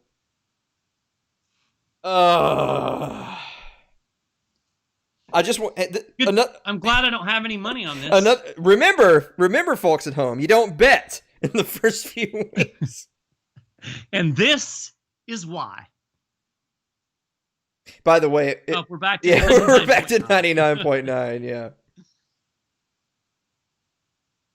I don't know. At this point, shouldn't it pretty much be 100? I mean, yeah, with the failure to convert the onside kick, it should be. I mean, you could make it is technically a 2-score game. You could make the argument that if they get the stop here and then with the 2-minute warning and with using the timeout, that they basically use little to no clock. Well, not anymore because they got a first down. Uh-oh. I mean, obviously, if KC scores, it's 100%. If they had gotten a stop and KC had gone for it on 4th down and failed to convert, which means Houston gets the ball back at barely south of the 2-minute warning, then you are in a position where a quick score and a converted onside kick means the game is on. So I wouldn't call that. I mean, if the Texans were to score again, I'd be calling that like 60-65 because if they get the ball back, it's anyone's game. But after the... I was just going to say, I've got to admit, I'm surprised that this game has been as clean as it has. Yeah. I mean, the execution's been pretty good. The penalties have been down. Yes. It's a pretty good looking game. Oh!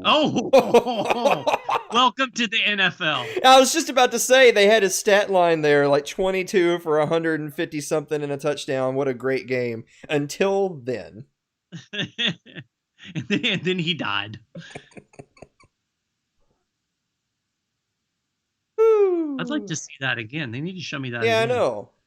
Uh-oh. Here we go.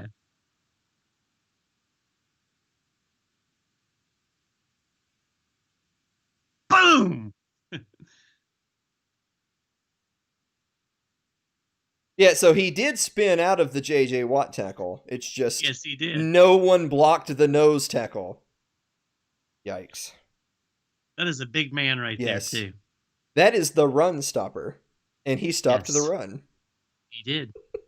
Oh, that dude up there doesn't have his mask on. You see him look at the camera and putting his mask on? Did you see that? No. He saw that he was on camera and he reached for his mask. If I was on camera, I would not reach for my mask. I just want to say it right now. I'd sneeze, I think. Like a good misty sneeze. Yeah. We're still going. Yeah. I would be drinking water the whole game, hoping that I'd have a mouthful of water when the camera came on me so I could spit it up. Yes. Oh, he was close. Yeah, he was close. I think they're going to punch it in and ruin our over-under. Any score, and the over-under is busted. Are we to 100% yet? Because I don't see Texans winning this game. No, 99.9 is as high as it goes. Yeah. Somebody out there is still holding out hope. Reed says, damn it, I can't see. I'm pulling the shield up.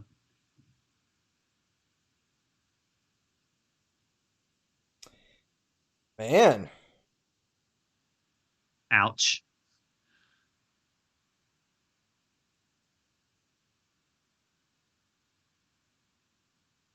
Oh, the visor's up.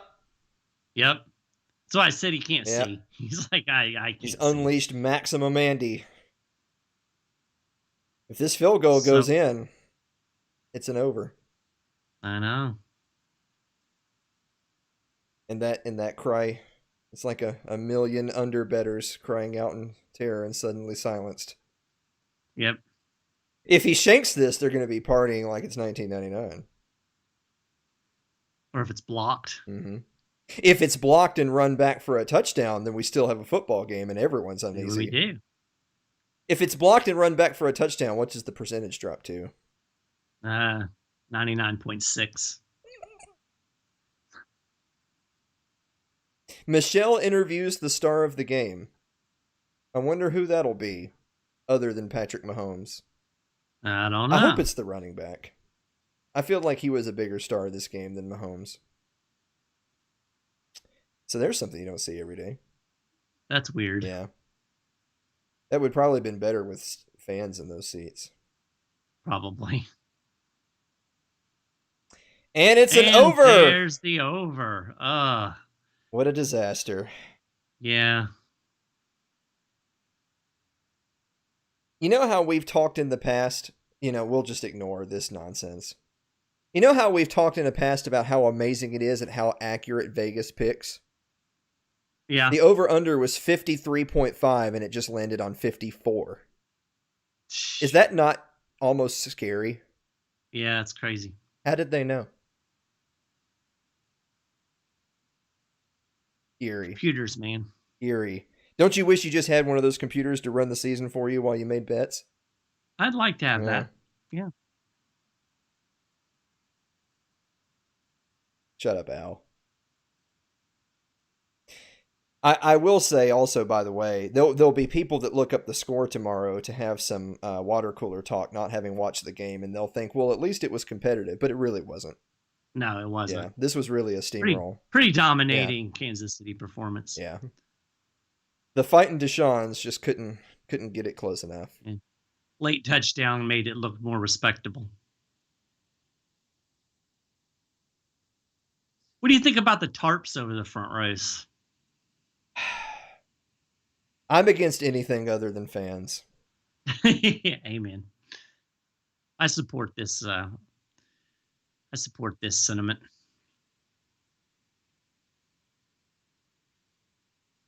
Well, JJ, you should get used to losing a whole bunch before you retire, buddy. Yep.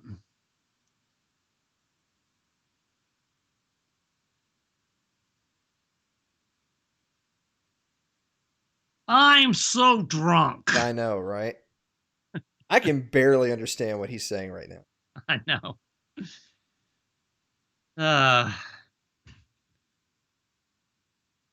Here's Randall Cobb. Yeah. Well, it looks like that'll do her. Yep. So you would have been a winner if you bet Kansas City minus 9.5, but you would have been a loser with the under, thanks to the I would have been a loser on the under. To a basically meaningless field goal. Wow. What way to lower my pass completion percentage. Right? Tyrann Mathieu is still fired up. Yep. Houston, you have a problem. Ouch. Ouch. Hey, mask, buddy. That was an illegal hug. It was. The only reason I haven't closed the broadcast yet is I want to see how many rules get broken before we shut her down.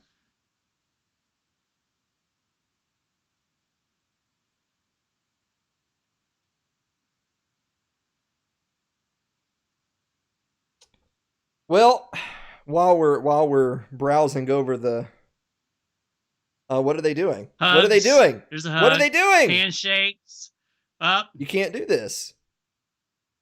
They're doing it. JJ Watt obviously has no fear for his life right now. He's trying to kill his grandma. Mm-hmm.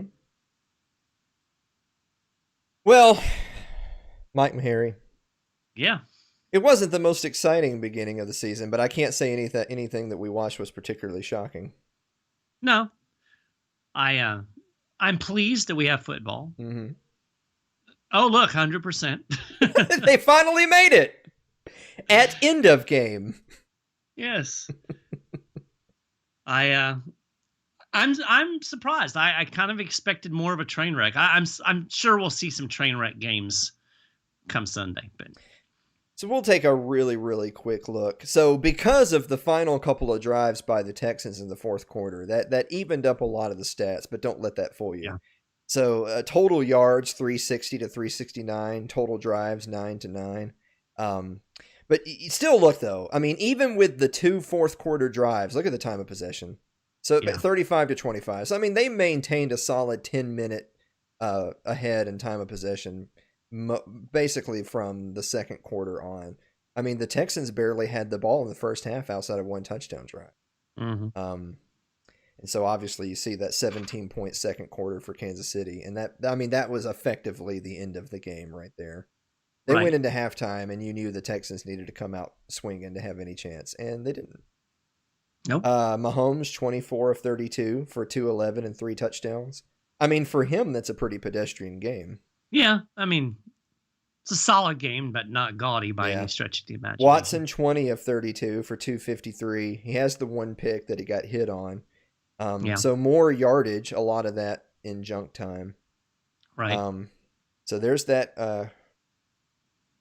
Clyde Edwards-Helaire. 25 carries in his first game in the NFL is a lot of carries.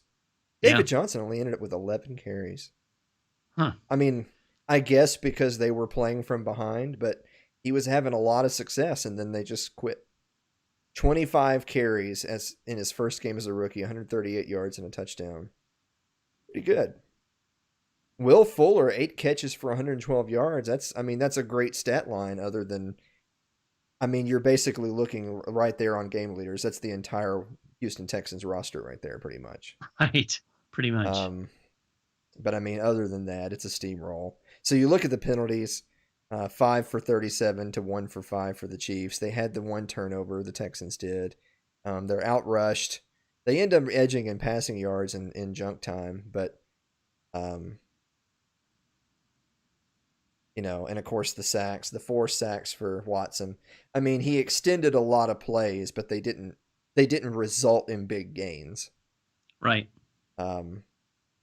So just all in all, kind of an uneven, uninspiring performance by the Texans. Whereas the Chiefs, you kind of feel like the Chiefs basically took their foot off the gas for a whole quarter and still won easily. Yeah. Do you have a final thought? I don't.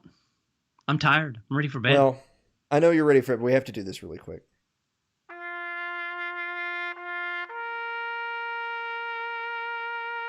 It's time for In Memoriam, where we remember a player, a team, a coach, whoever, whose sporting life was cut tragically short. Mike, are you remembering anybody this week? I am. Who are you remembering? Former Tampa Bay Buccaneers place kicker Matt Gay. Ooh. Yeah. So less gay in Tampa, I hear. Yeah, it is. It is much less. Lost his job too. So this continues the kicking woes that we've experienced in Tampa for, years now. This is the second draft pick kicker that has lasted all of one season. Yeah. So, poor Matt. So we had a strong leg, but couldn't put it through the uprights. Yeah, lost his job to a suck up. Yep. I'm gonna give a quick in memoriam. We mentioned it earlier, Von Miller. So they haven't officially said that Von Miller's season is over. They're actually having 4 or 5 different specialists take a look at the X-rays before electing for surgery. But it appears he will soon have surgery to repair an ankle tendon that was ruptured at the very end of practice, at the very end of the week before their opening game. Obviously, that's a huge loss to the Denver Broncos. He's the heart and soul of the defense. Really, pretty much the heart and soul of the team, because it's a more defensive-minded team. That's really a shame. I think Von Miller is still he's still a young guy. He's in the prime of his life. He's one of the best defenders in the NFL.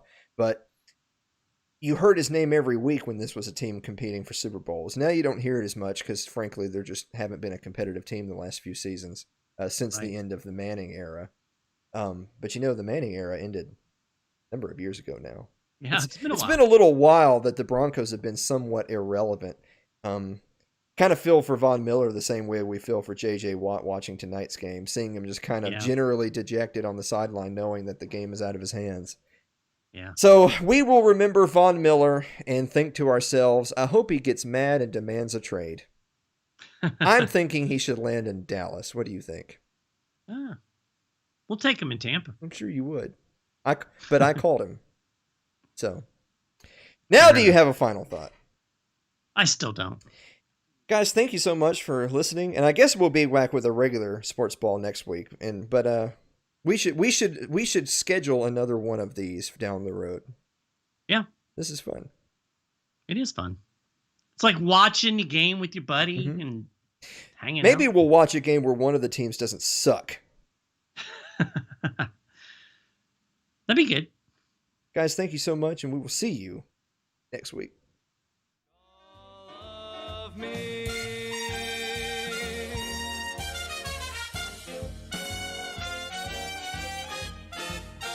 You've been listening to Sports Ball with Mike Maharrey and Alan Mosley. You can follow us on Facebook and leave comments, suggestions. Just go to @SportsBall Podcast. That's @SportsBall Podcast on Facebook. Thanks for listening, and we'll talk to you again next time.